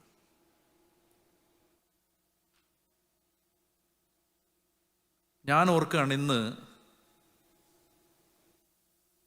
ദൈവം എന്നെ അനുഗ്രഹിച്ച് കർത്താവിൻ്റെ സുവിശേഷകനാക്കി.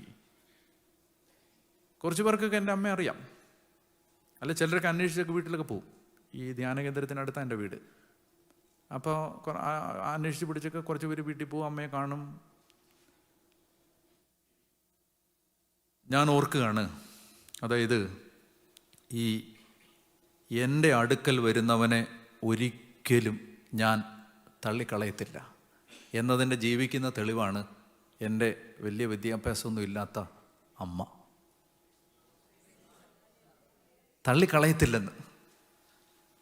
തള്ളിക്കളയത്തില്ല. One of the most despised homes in my village. അന്ന് ആരും വലിയ സീരിയസ് ആയിട്ട് എടുക്കാത്തൊരു പാവപ്പെട്ട വീട്. തള്ളിക്കളഞ്ഞില്ല ദൈവം. അത് ഈ ബലിപീഠത്തെ സ്നേഹിച്ച ഒരമ്മ. ഇന്നും 5:30 എന്നൊരു സമയമുണ്ടെങ്കിൽ എൻ്റെ അമ്മ എഴുന്നേറ്റ് നടന്ന് 1.5 കിലോമീറ്റർ നടന്ന് പള്ളി പോവും. വയസ്സ് 75.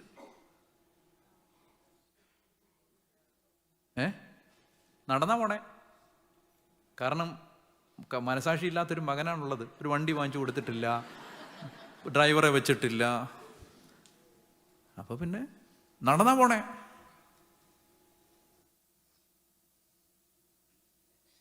ഒറ്റയ്ക്കാണ് താമസിക്കുന്ന അപ്പനും അമ്മയും. 3 പെങ്ങന്മാരാണ്. അവർ ആ വഴിക്ക് 3 വഴിക്ക് പോയി. അപ്പനും അമ്മയും തന്നെയാണ്. അപ്പന് വെളിയിലിറങ്ങാൻ ആരോഗ്യമില്ല. അമ്മ പോവും, എന്നും പോയിട്ടുണ്ടാവും. അപ്പം ഞാൻ ഇന്ന് കുർബാനയെക്കുറിച്ച് പറയുമ്പോൾ ഇത് പറയണ്ടേ മിനിമം. എൻ്റെ അടുത്ത് വരുന്നവനെ ഞാൻ ഒരിക്കലും തള്ളിക്കളയത്തില്ല. അപ്പം എന്തിനാ അമ്മ ഇന്നലെ സ്വപ്നം കണ്ടേ? പറ. ഇത് പറയാൻ പ്രോമിസസ് ആണ്. ഒന്നാമത്തെ പ്രോമിസ്, ഞാൻ ഈ കുർബാനയെക്കുറിച്ച് പറയുന്ന കാര്യങ്ങൾ വിശ്വസിച്ചാൽ പിതാവിന് നിങ്ങളോട് ഇഷ്ടമുണ്ടാവും. രണ്ടാമത്തെ പ്രോമിസ്, വിശക്കത്തില്ല, ദാഹിക്കത്തില്ല. മൂന്നാമത്തെ പ്രോമിസ്, ഒരിക്കലും തള്ളിക്കളയത്തില്ല. ഒരിക്കലും എന്ത് സംഭവിച്ചോട്ടെ നിന്റെ കുടുംബത്തെ ദൈവം തള്ളിക്കളയില്ല. നാലാമത്തേത്, അന്ത്യദിനത്തിൽ ഞാൻ അവനെ ഉയർപ്പിക്കും. അതാണ് പാടിയത്, നേടും അവൻ സ്വർഗം. അന്ത്യദിനത്തിൽ മനസ്സിലായി, ആത്മാവ് രക്ഷപ്പെടും. ഈ ശരീരവും രക്തവും ഭക്ഷിക്കുകയും പാനം ചെയ്യുകയും യോഗ്യതയോടെ അത് ചെയ്തവനെ ദൈവം ഉയർപ്പിക്കും. പ്രോമിസസ് ആണ്. കണ്ടോ? ഹല്ലേലൂയ. നിങ്ങൾ സിനിമ കാണുമോ? നല്ല സിനിമകൾ കാണുന്നതുകൊണ്ട് തെറ്റില്ല. ഈ നെറ്റ്ഫ്ലിക്സിൽ വാർ റൂം എന്നൊരു മൂവിയുണ്ട്. വാർ റൂം കണ്ടിട്ടുണ്ടോ? എന്നിട്ടൊരു മാറ്റവും വന്നില്ലല്ലോ. പ്രയറിനെ കുറിച്ച് വളരെ ശക്തമായ ബോധ്യം തരുന്ന ഒരു മൂവിയാണത്. War room. എല്ലാവരും കണ്ടോ കേട്ടോ. നെറ്റ്ഫ്ലിക്സിലുണ്ട് വാർ റൂം. നെറ്റ്ഫ്ലിക്സ് ആണോ ആമസോൺ പ്രൈം ആണോ ഞാൻ ഓർക്കുന്നില്ല. വാർ റൂം എന്നാണ് അതിൻ്റെ പേര്. വാർ, യുദ്ധം, വാർ റൂം. അത് OTTയിൽ എവിടെയുണ്ട്. നിങ്ങൾ സെർച്ച് ചെയ്താൽ എവിടെയെങ്കിലും കാണും. ആപ്പിൾ മൂവിയിലോ എവിടെയെങ്കിലും കാണും. എന്താണ് പേര്? നല്ല മൂവിയാണ്, ക്രിസ്ത്യൻ മൂവി. നല്ല ഒരു ഫെയ്ത്ത് നന്നായിട്ട് നമുക്ക് പ്രയറിലുള്ള നമ്മുടെ അതിനകത്ത് അഭിനയിച്ചിരിക്കുന്ന അതിൻ്റെ ആക്ട്രസ്, ഷീസ് എ പ്രീച്ചർ. ഒരു പ്രീച്ചറാണ് അതിൻ്റെ കീ ക്യാരക്ടർ പ്ലേ ചെയ്തിരിക്കുന്നത്, പ്രിഷില്ല. ഓക്കെ. അപ്പോൾ എന്താണ് അപ്പോൾ യോഹന്നാൻ 6 നമ്മൾ എത്ര പാർട്ടായി? 3 പാർട്ട് അല്ലേ? ഈശോ അപ്പം വർദ്ധിപ്പിക്കുന്നു, ഈശോ വെള്ളത്തിന് മീതെ നടക്കുന്നു, ഈശോ പറയുന്നു ഞാനാണ് ജീവൻ്റെ അപ്പം, എൻ്റെ ശരീരം ഭക്ഷിക്കണം. അപ്പോൾ ഞാൻ ഈ പ്രോമിസസ് പറയുകയായിരുന്നു. ഇനി അടുത്ത 2 കാര്യങ്ങൾ കൂടി നമ്മൾ ഈ പാർട്ട് 3-യിൽ കാണാനുണ്ട്. ആ ഒരു പ്രധാനപ്പെട്ട വാക്കാണ്, യേശുവിൻ്റെ ശരീരം ഭക്ഷിക്കുകയും യേശുവിൻ്റെ രക്തം പാനം ചെയ്യുകയും ചെയ്താലേ നിങ്ങൾക്ക് ജീവൻ ഉണ്ടാവത്തുള്ളൂ. അതൊരു വലിയ ടോപ്പിക്കാണ്. ആ ടോപ്പിക്ക് നമ്മൾ കവർ ചെയ്യും ഇതിനകത്ത്. കാരണം വിശുദ്ധ കുർബാനയുമായിട്ട് ബന്ധപ്പെടുത്തി നമ്മൾ പഠിക്കേണ്ട ഒരു വിഷയമാണ് ജീവൻ.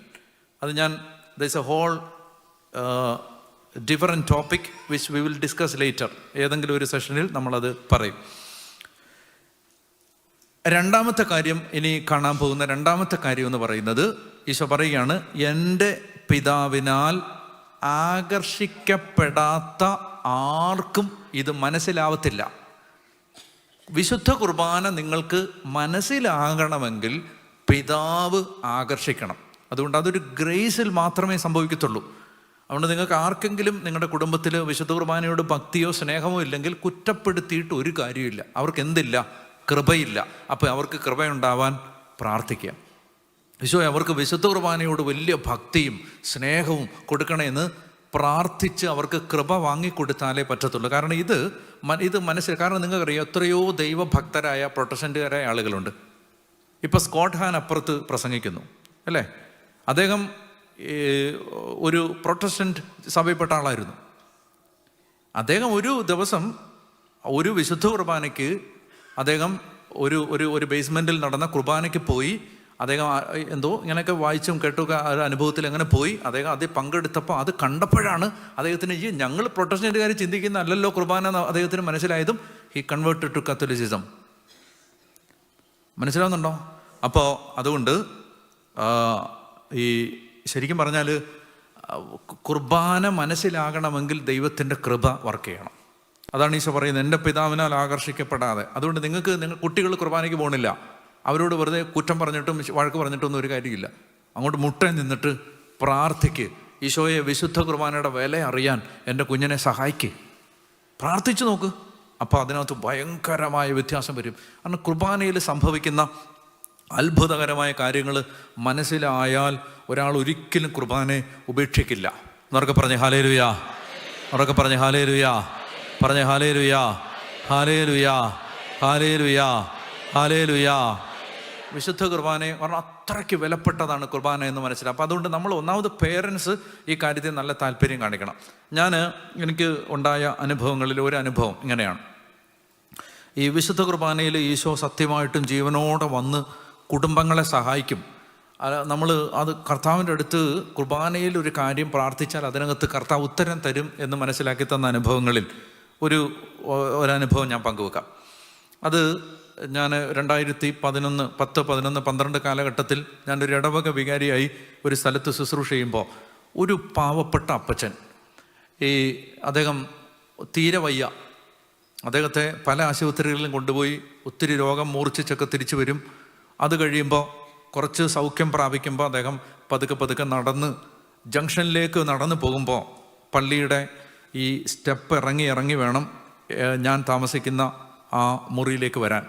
അപ്പോൾ അദ്ദേഹം വളരെ ആയാസപ്പെട്ട് ആ സൈഡിലുള്ള റെയിലിലൊക്കെ പിടിച്ച് ഇറങ്ങി പതുക്കെ വന്ന് മുറിയുടെ വാതിൽക്ക് കുട്ടി ഇറങ്ങി വരുമ്പോൾ, അച്ഛാ വല്ലതും കഴിച്ചോ, ഞാൻ എന്തെങ്കിലും വാങ്ങിച്ചുകൊണ്ട് വരട്ടെ, അച്ഛൻ എന്തെങ്കിലും വേണോ, പൈസ വല്ലതും വേണോ, ഇങ്ങനെയൊക്കെ ചോദിക്കും. അപ്പം ഞാൻ പറയും, അപ്പച്ചാ എന്തിനാണ് ബുദ്ധിമുട്ടി ഇങ്ങോട്ട് വന്നത്, അപ്പച്ചൻ വരണ്ടല്ലോ, അപ്പച്ചന് എന്നെ ഫോൺ വിളിച്ച് ചോദിച്ചാൽ പോരെ, ഈ വയ്യാതെ ഇങ്ങനെ ഇതൊക്കെ പിടിച്ച് എന്തിനാണ് അപ്പച്ചൻ കഷ്ടപ്പെടുന്നത്. എന്നാലും 2 ദിവസം കഴിയുമ്പോൾ പിന്നെയും വരും, അച്ഛാ എന്തെങ്കിലും വേണോ, ഞാൻ അച്ഛന് കുറച്ച് കാശ് തരട്ടെ. നമ്മുടെ ആളുകൾക്ക് ഒരു ഗുണമുണ്ട്, ഇങ്ങനെ ചോദിക്കത്തേ ഉള്ളൂ, എന്തെങ്കിലും തരട്ടെ, എന്തെങ്കിലും കഴിക്കാൻ കൊണ്ടുവരട്ടെ, ചായ വേണോ, അല്ല ചായയും കൊണ്ട് കൊടുക്കണം. ഓക്കെ, മലയാളിയുടെ കുഴപ്പമാണിത്. പിന്നെ മലയാളിക്കൊരു ഗുണമുണ്ട്, വേണമെങ്കിൽ എന്തേ പറയൂ, അങ്ങനെയുണ്ട്. അതായത് നമുക്ക് നല്ല ആവശ്യം, വിശന്നിട്ട് ഇരിക്കുക, എന്നാലും പറയാം വേണ്ട. നമ്മൾ വിചാരിക്കുന്നതാണ് അവർ നമ്മളെ നിർബന്ധിക്കും. ഇല്ല കഴിക്കുക, ഇല്ല വേണ്ട, കഴിക്കുക, എന്നാൽ കഴിക്കാം. ഇതാണ് ഒരു മൊത്തത്തിലുള്ളൊരു മലയാളി ലൈൻ. പക്ഷേ യൂറോപ്പിലൊക്കെ ചെന്നാൽ പെട്ടുപോത്തേ ഉള്ളൂ. അവർ വേണ്ടാന്ന് പറഞ്ഞാൽ വേണ്ട. മലയാളി രീതിയും കൊണ്ട് അങ്ങോട്ട് പോയാൽ പട്ടിണി കിടന്ന് വല്ലതും വേണമെങ്കിൽ ചോദിച്ചോണം, അല്ലേ, വേണോ, വേണം, എന്നാ. അപ്പം അങ്ങനെയാണ്. അപ്പോൾ ഏതായാലും അപ്പച്ചൻ ഇങ്ങനെ വന്ന് ചോദിക്കും. ഞാൻ ഓർക്കും, ഈ പാവം ദൈവമേ ചോദിക്കുന്നുണ്ടല്ലോ, ചോദിക്കാത്ത എത്രയോ എണ്ണം ധ്യാനം കൂടിയിട്ട് പോകുന്നു. അപ്പോൾ ഇത് ചോദിക്കുന്നെങ്കിലും ഉണ്ടല്ലോ എന്ന് ഞാൻ ഓർക്കും. ഇപ്പം നമ്മളെന്തെന്നറിയാമോ, നമ്മൾ മനുഷ്യരോട് നമുക്ക് സ്നേഹമൊക്കെ എല്ലാവർക്കും അങ്ങനല്ലേ. നമ്മളെ അവർ നന്നായിട്ട് പരിഗണിക്കുന്നു, നമ്മളെക്കുറിച്ച് അവർ ഓർക്കുന്നു, ഇങ്ങനെയൊക്കെ അറിയുമ്പോൾ തീർച്ചയായിട്ടും നമുക്ക് അവരോട് ഒരു സ്നേഹം വരില്ലേ. അപ്പം ഞാൻ എപ്പോഴും ഓർക്കും, ദൈവമേ ഈ അപ്പച്ചന് തീരെ വയ്യാലോ, ഒത്തിരിയും തവണ പ്രാർത്ഥിച്ചിട്ട് ഈ അപ്പച്ചനൊരു വ്യത്യാസം ഇല്ലല്ലോ. അങ്ങനെ രോഗം മൂർച്ഛിച്ച് മരിക്കേണ്ട പ്രായമൊന്നും ആയിട്ടില്ല. കർത്താവേ, എന്താണ് ഈ അപ്പച്ചന് ഒരു സൗഖ്യം കിട്ടാത്തത് എന്നൊക്കെ ഞാൻ ഓർക്കുമായിരുന്നു. 6 ആശുപത്രികളിൽ വെച്ച് ഈ മനുഷ്യന് വിശുദ്ധ കുർബാനയും രോഗീലേപനവും കൊടുത്തിട്ടുണ്ട്. ഞാൻ നേരിട്ടല്ല, പല അച്ഛന്മാർ അടുത്തുള്ള പല സ്ഥലങ്ങളിലുള്ള, അപ്പോൾ ദൂരെയൊക്കെ ആണെങ്കിൽ അവിടെ നിന്ന് അച്ഛന്മാരെ വിട്ട് ഒക്കെ ചെയ്യിച്ചിട്ടുണ്ട്. ഞാൻ നേരിട്ടും പോയിട്ടുണ്ട്. 6ാമത്തെ ആശുപത്രിയിൽ നിന്ന് അപ്പച്ചനെ അവരെഴുതി തള്ളി. മെഡിക്കൽ സയൻസിന് ഇനി ഒന്നും ചെയ്യാനില്ല. അപ്പോൾ മകൻ വന്നിട്ട് പറഞ്ഞു, അച്ഛാ അപ്പച്ചൻ ഇനി 2-3 ദിവസം കൂടെയൊക്കെ കാണത്തുള്ളൂ എന്നാണ് ഡോക്ടേഴ്സ് പറഞ്ഞത്. കല്ലറയില്ല, ഞങ്ങൾക്ക് കുടുംബത്തിന് കല്ലറയില്ല. അപ്പോൾ അച്ഛൻ, ഞങ്ങൾക്ക് കല്ലറ പണിയാൻ ഒരു സ്ഥലം കാണിച്ചു തരാം. ഞാൻ പള്ളിയുടെ സെമിത്തേരിയിൽ ഒരു സ്ഥലമൊക്കെ കാണിച്ചു കൊടുത്തു. അങ്ങനെ ഈ മനുഷ്യൻ, ഈ മകൻ അപ്പന് വേണ്ടി ഒരു കല്ലറ പണിതു. 1-2 ദിവസം കൊണ്ട് കല്ലറ പണിത് തീർന്നു. എന്നോട് പറഞ്ഞു, കല്ലറയൊക്കെ തീർന്നച്ചാ. What is the conclusion? അതായത് എല്ലാവരും, ആരുടെയും കുറ്റമല്ല, അത് അങ്ങനെ പറഞ്ഞു, ഡോക്ടേഴ്സ് പറഞ്ഞു, there is no hope. Humanly speaking, medically speaking, no hope at all. ഞാനും പോൾസൺ ചേട്ടനും കൂടെ ഒരു ധ്യാനം കഴിഞ്ഞ് രാത്രിയിൽ ഒരു 10-11 ആയിട്ടുണ്ടാവും. ഞാൻ പറഞ്ഞു, അപ്പച്ചൻ വയ്യ കിടക്കല്ലേ, ഒന്ന് പോയി കണ്ടേക്കാം. അങ്ങനെ രാത്രി പോയി അപ്പച്ചൻ്റെ അടുത്ത് ചെന്ന് ഇങ്ങനെ ഇരിക്കുമ്പോൾ കിടപ്പ, എല്ലും തോലുമായി, ഭക്ഷണമൊന്നും കഴിക്കാൻ പറ്റില്ല, ഇൻറ്റേർണൽ ഓർഗൻസ് എല്ലാം ഡാമേജ്ഡ് ആണ്, കഴിക്കുന്ന ഭക്ഷണമൊന്നും ദഹിക്കത്തില്ല, അതുകൊണ്ട് ജ്യൂസ് മാത്രമേ കൊടുക്കൂ. അച്ഛാ എനിക്ക് ചോറ് തരാൻ പറയച്ചാ, ചോറ് തരാൻ പറയാം. ഞാൻ പറഞ്ഞു, അപ്പച്ചാ ചോറ് ദഹിക്കത്തില്ല, അതുകൊണ്ടല്ലേ തരാത്തതില്ല, എനിക്ക് ചോറ് തരാൻ പറയച്ചാ. ഞാൻ ആ മുറിയിലിരുന്ന് കുറേ സമയം പ്രാർത്ഥിച്ചപ്പോൾ എൻ്റെ മനസ്സിൽ കുറച്ച് കാര്യങ്ങൾ ഇങ്ങനെ വരികയാണ്. ഇപ്പം ഞാൻ അവിടുന്ന് എഴുന്നേറ്റിട്ട് പുറത്തേക്ക് പോയി മകനെ വിളിച്ചു. മകനും മരുമകളും കൂടെ വന്നു. തൊട്ടപ്പുറത്തെ മുറിയിലോട്ട് കയറിയിട്ട് ഞാൻ ആ ഡോറൊന്ന് അടയ്ക്കാൻ പറഞ്ഞു. അപ്പം ഞാൻ ഈ മകനോട് ചോദിച്ചു, ഡാ, എനിക്ക് അപ്പച്ചനോട് നല്ല സ്നേഹമാണെന്ന് നിനക്കറിയാമല്ലോ, അപ്പച്ചൻ എന്നോടും നല്ല സ്നേഹമാണ്. ഈ അപ്പച്ചൻ ഇങ്ങനെ ഈ പ്രായത്തിൽ മരിക്കേണ്ട ഒരാളാണെന്ന് എനിക്ക് തോന്നുന്നില്ല. എന്തോരം നമ്മൾ പ്രാർത്ഥിച്ചാണ്. എന്താടാ പ്രശ്നം? എന്താ ഈ കൃപ കയറാത്തേ? എന്താ പ്രാർത്ഥിച്ചിട്ടൊന്നും അങ്ങോട്ട് കയറാത്തേ? ഞാൻ ചോദിച്ചു, ഞാനൊരു കാര്യം ചോദിക്കട്ടെ, ഇങ്ങനെ എന്തെങ്കിലും പ്രശ്നമുണ്ടോ ഈ വീട്ടിൽ? ഒരു മേഖല എനിക്ക് ദൈവം കാണിച്ചു തന്നിരുന്നു. അപ്പം അവൻ പറഞ്ഞു, അച്ഛാ ഉണ്ടച്ചാ, ഉണ്ട്. അപ്പച്ചന് നല്ല മനുഷ്യനാണ്, അപ്പൻ നല്ല മനുഷ്യനാണ് അച്ഛാ, അച്ഛനോടൊക്കെ ജീവനാണ്. എന്നാൽ അപ്പച്ചന് പള്ളി പോന്ന പോലെ തന്നെ വിശ്വാസമാണ് മന്ത്രവാദത്തിലും. എൻ്റെ അച്ഛാ എത്ര പറഞ്ഞാലും കേൾക്കത്തില്ല. ഓരോ ആപത്ത് വരുമ്പോഴും മന്ത്രവാദിയുടെ അടുത്ത് പോയി പൂജിച്ചും ജപിച്ചും കൊണ്ടുവരുന്നതൊക്കെ ഒരു മുറി കൊണ്ടുവന്ന് വെക്കും. ഒരു മുറിയിലുണ്ടെന്ന് പറഞ്ഞല്ല. ഇനിയൊന്നും പറയണ്ട. അപ്പോൾ എനിക്കൊരു കൺഫർമേഷൻ കിട്ടി. ഞാൻ ആ അപ്പച്ചൻ്റെ മുറിയിലേക്ക് ചെന്നു. പോൾ സമ്പതനോട് പുറത്ത് നിൽക്കാൻ പറഞ്ഞു. കതക് അടച്ചു, ആ കസേര ഇട്ട് അടുത്തിരുന്നു. എന്നിട്ട് ആ അപ്പച്ചൻ്റെ കയ്യിൽ ഇങ്ങനെ പിടിച്ചിട്ട് ഞാൻ പറഞ്ഞു, അപ്പച്ചാ കുമ്പസാരിക്കണം കേട്ടോ, അപ്പം നമുക്ക് കുമ്പസാരിക്കാം. അപ്പം ഞാൻ പറഞ്ഞു, എനിക്ക് ഒരു കാര്യം എൻ്റെ മനസ്സിൽ കിട്ടിയോണ്ടാണ് ഞാൻ മകനോട് ചോദിക്കാൻ പോയത്. അപ്പം അത് കൺഫേംഡായി. ഈ 2 വള്ളത്തിൽ എത്ര നാൾ കാല് വെക്കും? മന്ത്രവാദിയുടെ അടുത്ത് പോയിട്ട് അപ്പച്ചന് ഒന്നും കിട്ടിയില്ല എന്നും നാശം മാത്രമേ ഉണ്ടായുള്ളെന്നും ഇപ്പം മനസ്സിലായില്ലേ? ഇനി ജീവനുള്ള ദൈവത്തെ മാത്രം വിളിക്കേ, എന്നിട്ട് അറിയാവുന്നത് ഓർക്കുന്നതൊക്കെ പറ, ഞാൻ പാപമോചനം തന്ന് പ്രാർത്ഥിക്കാം. ആ അപ്പച്ചൻ ഒത്തിരി കാര്യങ്ങൾ മുൻകാലങ്ങളിൽ കുമ്പസാരക്കൂട്ടിൽ പറയാതിരുന്നതുൾപ്പെടെ അനേക കാര്യങ്ങൾ പറയാൻ ശ്രമിച്ച് കരയുകയാണ്. എനിക്ക് മനസ്സിലായി, ഈ മനുഷ്യൻ ഹൃദയം പൊട്ടി ചത്തു. ഒന്നാമതേ മരിക്കാറായി കിടക്കാണ്. അപ്പം ഞാൻ വാ പൊത്തിട്ട് പറഞ്ഞു, ഒന്നും പറയണ്ട, ഈ കരച്ചിലുണ്ടല്ലോ ഇതാണ് അനുതാപം, ഇതിനേക്കാൾ വലിയ അനുതാപം എന്താ, ഒന്നും പറയണ്ട. ഞാൻ പ്രാർത്ഥിച്ചു, പാപമോചനം കൊടുത്തു, കിടന്നുകൊണ്ട് പ്രാർത്ഥിച്ചു. അപ്പച്ചൻ ഞാൻ രാവിലെ വിശുദ്ധ കുർബാനയും കൊണ്ട് വരാമെന്ന് പറഞ്ഞു. ഞാൻ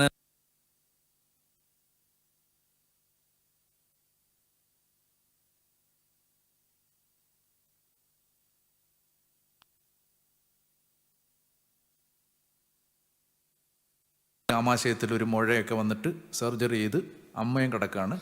എനിക്കറിയാം നിനക്ക് ഒത്തിരി ജോലി തിരക്കൊക്കെ ഉണ്ട്, പക്ഷേ നീ ഇന്ന് ഉറങ്ങിയില്ലേലും വേണ്ടില്ല, ഇതെല്ലാം വൃത്തിയാക്കണം.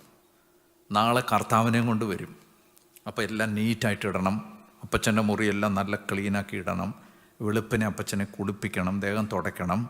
എന്നിട്ട് കുർബാനയും കൊണ്ട് ഞാൻ വരും. എനിക്കറിയാം കഷ്ടപ്പാടാണ്, വേറെ ആരുമില്ല, എന്നാലും നീ ഇന്ന് അത് ചെയ്യണം. അവൾ പറഞ്ഞു, ചെയ്യാച്ചാ, അത് ഒരു കഷ്ടപ്പാടൊന്നുമില്ല, ഞാൻ ചെയ്തോളാന്ന് പറഞ്ഞു. ഞങ്ങൾ തിരിച്ചു പോയി.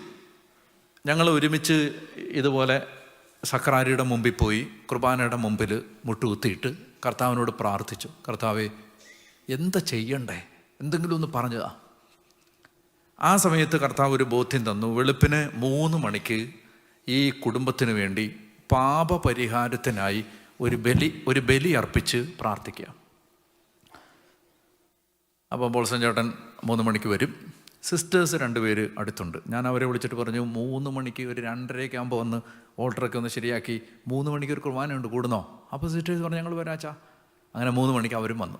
അപ്പോൾ 2 സിസ്റ്റേഴ്സ്, പിന്നെ പോൾസൻ ചേട്ടൻ, ഞാൻ, പിന്നെ ഒരു കൊച്ചു പയ്യനുണ്ട്. ഞങ്ങൾ 5 പേര് വെളുപ്പിനെ 3 മണിക്ക് ബലിയർപ്പിക്കുകയാണ്. ഞാനൊരു പേപ്പറിൽ എഴുതി വെച്ചു. ഞാൻ ഈ ഡീറ്റെയിൽസ് എല്ലാം എന്തിനാ പറയണമെന്നറിയാമോ? അത് നിങ്ങൾക്ക് എന്തെങ്കിലും കാര്യത്തിൽ ഇതുപോലെ നിങ്ങൾക്ക് ആപ്ലിക്കബിൾ ആണെങ്കിൽ എന്ത് ചെയ്യണം എന്ന് മനസ്സിലാൻ വേണ്ടിയാണ് ഞാൻ ഈ വിശദാംശങ്ങളൊക്കെ പറയുന്നത്. ഒരു പേപ്പറിനകത്ത് ഞാനിങ്ങനെ എഴുതി വെച്ചു, കർത്താവേ, 1-ാം പ്രമാണം ലംഘിച്ച് മന്ത്രവാദത്തിൻ്റെ പുറകെ പോയി കൃപ കയറാൻ പറ്റാത്ത വിധം ബ്ലോക്കായി കിടക്കുന്ന ഈ കുടുംബത്തിൻ്റെ ഈ 1-ാം പ്രമാണ ലംഘനത്തിന് പരിഹാരമായിട്ട് ഈ കുർബാന സ്വീകരിക്കണമേ. ഇത് തന്നെ എഴുതി ഞാൻ ഇവരുടെ കയ്യിലും കൊടുത്തു, ഈ കുർബാനയ്ക്ക് നിൽക്കുന്നവരുടെ കയ്യിലും കൊടുത്തു. നിങ്ങളിതൊന്ന് പ്രാർത്ഥിച്ചോളാൻ പറയും. ബലി അർപ്പിച്ചു. ഒരു ഹാർഡ്ലി 50 മിനിറ്റ്.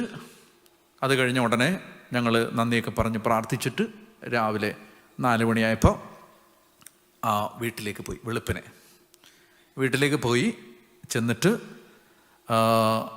അപ്പോൾ അപ്പച്ചനെയൊക്കെ അവൾ റെഡിയാക്കി വെച്ചിട്ടുണ്ട്.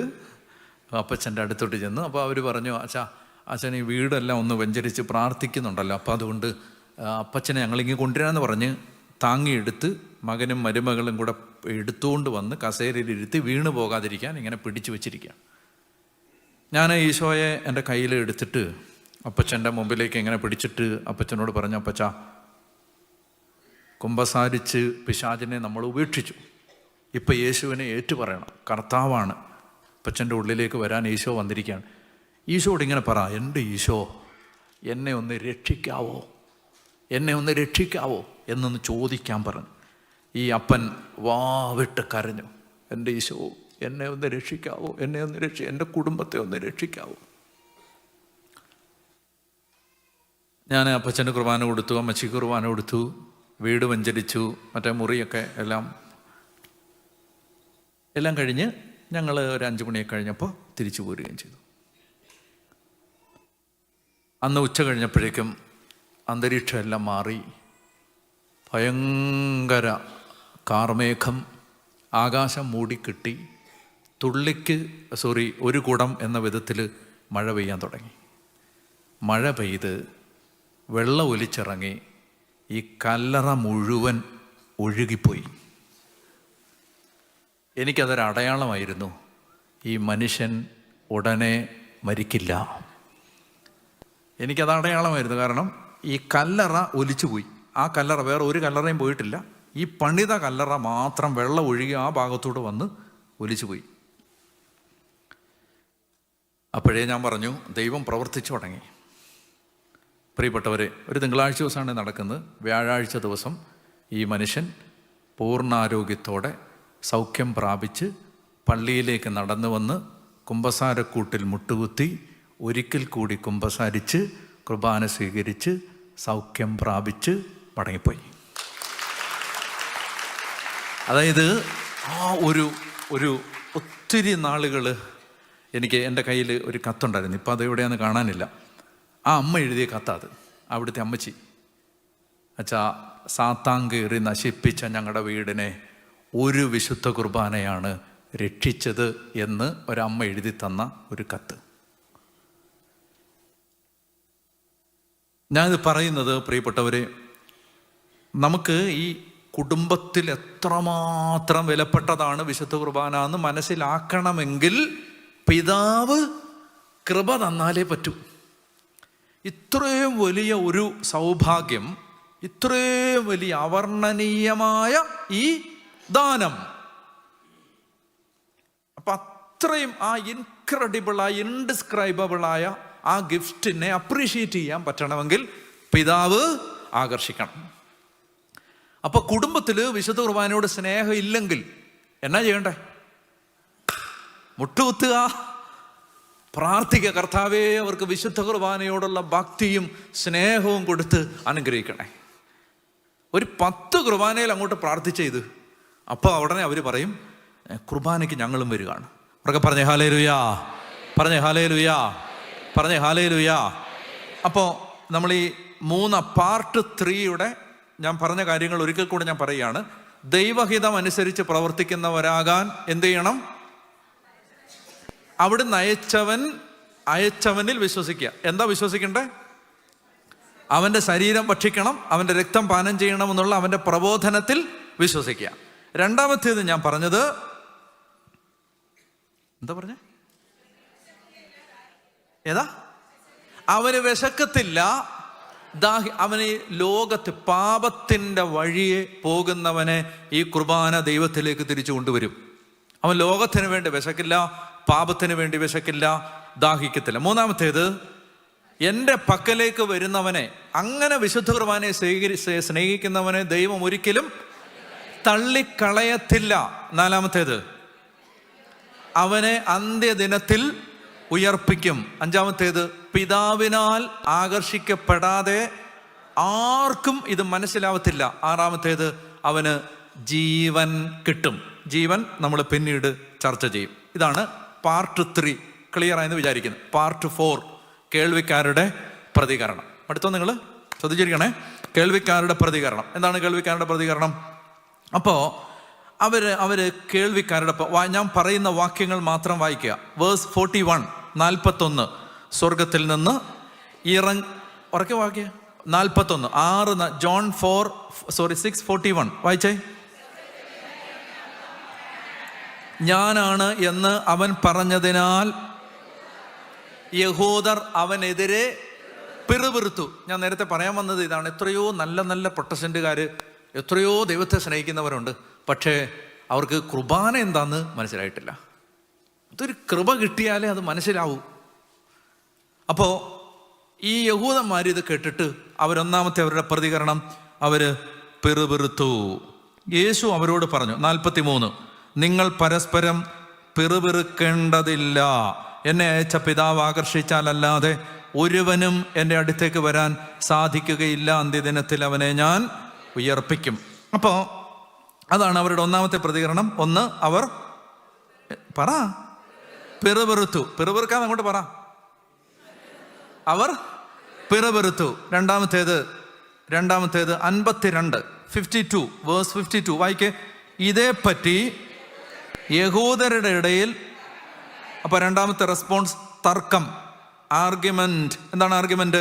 തൻ്റെ ശരീരം നമുക്ക് ഭക്ഷണമായി തരാൻ ഇവൻ എങ്ങനെ കഴിയും എന്ന് അവർ ചോദിച്ചു. അപ്പൊ രണ്ടാമത്തെ റെസ്പോൺസ് തർക്കം. ഇനി മൂന്നാമത്തേത് വേഴ്സ് 60, മൂന്നാമത്തെ റെസ്പോൺസ്, വാക്യം 60. ഇത് കേട്ട് അവൻ്റെ ശിഷ്യന്മാരിൽ പലരും പറഞ്ഞു, ഈ വചനം കഠിനമാണ്. This is a hard teaching. ഇത് കഠിനമാണ്, ഇത് ലളിതമല്ല. This is complicated. ഇത് സങ്കീർണമാണ്, ഇത് കഠിനമാണ്. ഇത് ശ്രവിക്കാൻ ആർക്ക് കഴിയും? ഇതാണ് അവരുടെ എത്രാമത്തെ റെസ്പോൺസാണ്? 3. ഒന്നാമത്തേത് പിറുപിറുത്തു, രണ്ടാമത്തേത് തർക്കിച്ചു, മൂന്നാമത്തേത് അവർ പറഞ്ഞു ഈ വചനം കഠിനമാണ്. അപ്പൊ അതിന്റെ റെസ്പോൺസ്, യേശുവിന്റെ റെസ്പോൺസ് 65. അവൻ പറഞ്ഞു ഇതുകൊണ്ടാണ്. 65, വാക്യം 65. അവൻ പറഞ്ഞു ഇതുകൊണ്ടാണ് പിതാവിൽ നിന്ന് വരം ലഭിച്ചാലല്ലാതെ എൻ്റെ അടുക്കലേക്ക് വരാൻ ആർക്കും സാധിക്കില്ല എന്ന് ഞാൻ പറഞ്ഞത്. ഇനി അവരുടെ അവസാനത്തെ പ്രതികരണം 66. ഇതിനു ശേഷം അവൻ്റെ ശിഷ്യന്മാരിൽ വളരെ പേർ യേശുവിനെ വിട്ടുപോയി, അവർ പിന്നീട് ഒരിക്കലും അവൻ്റെ കൂടെ നടന്നില്ല. 4ാമത്തെ റെസ്പോൺസ്, ദേ ഓൾ ലെഫ്റ്റ്. എല്ലാവരും അവനെ വിട്ടുപോയി. മോസ്റ്റ് ഓഫ് ദം അവനെ വിട്ടുപോയി, ഉപേക്ഷിച്ചു പോയി, പിന്നെ ഒരിക്കലും അവൻ്റെ കൂടെ നടന്നില്ല. ഇതാണ് എന്നെ വളരെയധികം അത്ഭുതപ്പെടുത്തിയ ഒരു സംഗതി. എന്നെ ഒന്ന് ശ്രദ്ധിക്കുക, ഒരു 2 മിനിറ്റും കൂടെ നോക്ക്. ഇവിടെ നമ്മൾ ധ്യാനിക്കണം, ചിന്തിക്കണം. യേശുവിൻ്റെ നേച്ചർ അനുസരിച്ച് യേശു എന്ത് ചെയ്യണം? യേശുവിൻ്റെ നേച്ചർ എന്ന് പറഞ്ഞാൽ 99 മരുഭൂമിയിൽ ഉപേക്ഷിച്ചിട്ട് ഇറങ്ങിപ്പോയ ഒന്നിൻ്റെ പുറകെ പോന്നവനാണ് യേശു. ഇതാണ് ഈശോയുടെ നേച്ചർ. ഈശോ ഒരാൾ ഇറങ്ങിപ്പോന്നതുകൊണ്ടാ ഭയങ്കര സങ്കടമാണ്. കർത്താവ് അവരുടെ പുറകെ പോവും. അവസാനത്തെ നിമിഷം വരെ എങ്ങനെയെങ്കിലും അവരെ തിരിച്ചു കൊണ്ടുവരാൻ നോക്കി. ഇതാണ് ഈശോയുടെ നേച്ചർ. ആ ഈശോ ഇറങ്ങിപ്പോകുന്ന ഒരാളോടും പ്ലീസ് പ്ലീസ് പ്ലീസ് പ്ലീസ്, ഞാൻ ഫിഗറേറ്റീവ് ലാംഗ്വേജ് പറഞ്ഞാണ്, ആലങ്കാരിക അർത്ഥത്തിൽ സംസാരിച്ചാണ്, അക്ഷരാർത്ഥത്തിൽ എടുക്കല്ലേ. അങ്ങനെ നിങ്ങൾ എന്തിനാണ് ഇങ്ങനെ ചൂടാവുന്നത്? പറഞ്ഞ് ഞാൻ മനസ്സിലാക്കി തരാം. വിളിച്ചോ? ഇല്ല. ഈശോ വിളിച്ചില്ലെന്ന് മാത്രമല്ല, കൂടെ നിന്നവരോട് പറഞ്ഞു നിങ്ങളും വേണമെങ്കിൽ പൊക്കോളാൻ. യേശു 12 പേരോടുമായി ചോദിച്ചു, നിങ്ങളും പോകാൻ ആഗ്രഹിക്കുന്നുവോ? ശിമയോൻ പത്രോസ് മറുപടി പറഞ്ഞു, കർത്താവേ, ഞങ്ങൾ ആരുടെ അടുത്തേക്ക് പോകും? നിത്യജീവന്റെ വചനങ്ങൾ നിന്റെ പക്കൽ ഉണ്ട്. ഇങ്ങോട്ട് നോക്കണേ.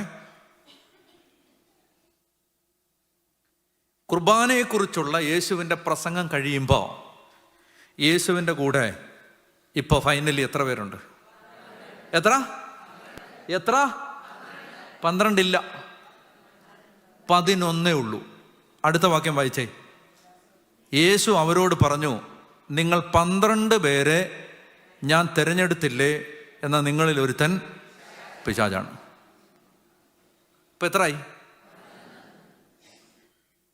തുടങ്ങിയപ്പോൾ എത്ര പേരുണ്ടായിരുന്നു? അല്ലല്ല, ഈ പ്രസംഗം തുടങ്ങിയപ്പോൾ 5000 പേർക്ക് വർദ്ധിപ്പിച്ചു എന്നല്ലേ? 5000. ഇവിടുത്തെ കണക്ക് വെച്ച് നോക്കിയോ. 5000 പുരുഷന്മാരുണ്ടെങ്കിൽ എത്ര ആയിരം സ്ത്രീകളാണ്? ഇവിടുത്തെ കണക്ക് വെച്ച് പറഞ്ഞാൽ 10000 ആണല്ലോ. 10000. ഇപ്പം നിങ്ങൾ ഇവിടുത്തെ ദിവ്യാരണ്യ കോൺഗ്രസിൻ്റെ കണക്ക് വെച്ച് പറഞ്ഞാൽ മതി. 5000 ചേട്ടന്മാരുണ്ടെങ്കിൽ 10000 സ്ത്രീകൾ അല്ലേ?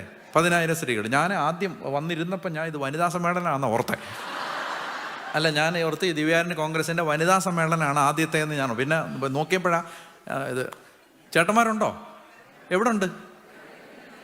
വീട്ടിൽ. ചില ചേട്ടന്മാർ കൈ വെക്കുന്നു, ഞങ്ങൾ ചേട്ടന്മാരാണെന്ന് പറഞ്ഞിട്ട്. അല്ല, ഓക്കെ ഉണ്ട്. എന്നാലും ഈ കമ്പാരിറ്റീവ്ലി ഇതിനോടൊക്കെ ഒരു താല്പര്യം ആർക്കാ? പൊതുവേ സ്ത്രീകൾക്കാണ് അല്ലേ? സ്ത്രീകൾ അത് നല്ലതാ അത്. എന്തെന്നറിയോ, ഇപ്പം എൻ്റെ കാര്യം പറയുകയാണെങ്കിൽ എന്നോട് പല ചേട്ടന്മാർക്കും പിണക്കമാണ്. അല്ല, അത് വേറൊന്നും കൊണ്ടല്ല, എന്നെ പരിചയമൊന്നുമില്ല. എന്നോട് പിണക്കം എന്തെന്ന് വെച്ചാൽ, ഈ പുള്ളിക്കാരത്തി ഈ ഫോണും എടുത്ത്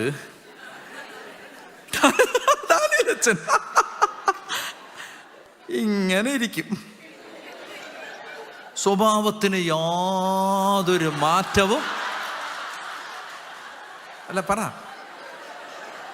ഇല്ല, യാതൊരു മാറ്റവും ഇല്ല.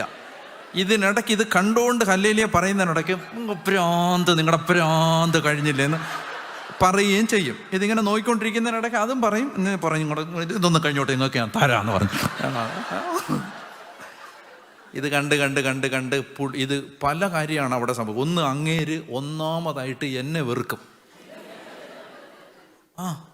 കാരണം ചില ചേട്ടന്മാർ ഞാൻ എത്ര കോമഡി അടിച്ചാലും ചിരിക്കത്തില്ല. എനിക്ക് കറക്റ്റായിട്ട് അറിയാം അവരുടെ ഭാര്യ എന്നെ സ്ഥിരമായിട്ട് കേൾക്കുന്ന ചേട്ടന്മാരാണ്. എൻ്റെ കോമഡിക്ക് ചിരിക്കാത്തത്. അതായത് അവർക്ക് എന്നോട് വൈരാഗ്യമുണ്ട്. ഒന്നാമത് അവർ എന്നെ വെറുക്കും. രണ്ടാമത്തേത് അവർ സുവിശേഷത്തെ തന്നെ വെറുക്കും. വെറുക്കും. അപ്പൊ എന്തു പറഞ്ഞപ്പോഴേ പറഞ്ഞേ 5000. പക്ഷേ കാര്യം എന്താ പറഞ്ഞാലും ഇതിനൊക്കെ വരുന്നത് ചേച്ചിമാരാണ്. സംഭവം അതൊക്കെ ശരിയാണെങ്കിലും ഇതിനോടൊക്കെ ഒരു താല്പര്യമുള്ളത് ആർക്കാ? ചേച്ചിമാർക്ക് തന്നെ.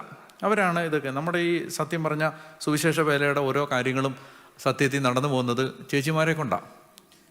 അപ്പം ഞാൻ ആദ്യമൊക്കെ വിചാരിച്ച് ഇത് ഒരു നാണക്കേടാണിത്, ചേട്ടന്മാരങ്ങോട്ട് അധികം പിടിക്കുന്നില്ല ഇത് എന്ന് ഞാനിങ്ങനെ ഓർത്തപ്പോൾ അന്നേരമാണ് ഞാൻ വായിച്ചത് ഈ കർത്താവിനെ അനുഗമിച്ച സ്ത്രീകൾ. അപ്പോൾ എനിക്കൊരു സമാധാനമായി. പിന്നെ അത് കഴിഞ്ഞിട്ട് യേശുവിൻ്റെ കുരിശിൻ്റെ ചുവട്ടിൽ പേരിനൊരു ചേട്ടനുണ്ടെന്നല്ലാതെ, പേരിന്, അതായത് നമുക്ക് നമ്മുടെ വർഗത്തിന് ഒരു നാണക്കേടുണ്ടാവാതിരിക്കാൻ ഒരു അയ്യോ ഭാവി ഉണ്ടെന്നല്ലാതെ ബാക്കി എല്ലാം പെണ്ണുങ്ങളാണ്. ഇനി കല്ലറയ്ക്ക് കാവല് പട്ടാളക്കാരൻ നിൽക്കുമ്പോഴും പേടിയില്ലാതെ ചെല്ലുന്നത് ചേച്ചിമാരാണ്. യേശു ഉത്ഥാനം ചെയ്തെന്നുള്ള വാർത്ത പേടിത്തൊണ്ടന്മാരായ അപ്പസ്തോലന്മാരോട് ചെന്ന് പറയുന്നതും സ്ത്രീകളാണ്.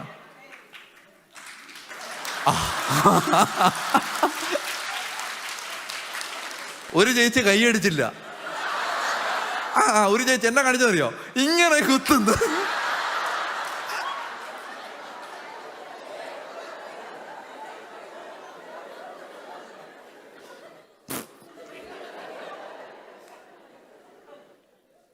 അപ്പോൾ 5000 പുരുഷന്മാർ, 10000 ചേച്ചിമാർ, മൊത്തം എത്രയായി? 15000.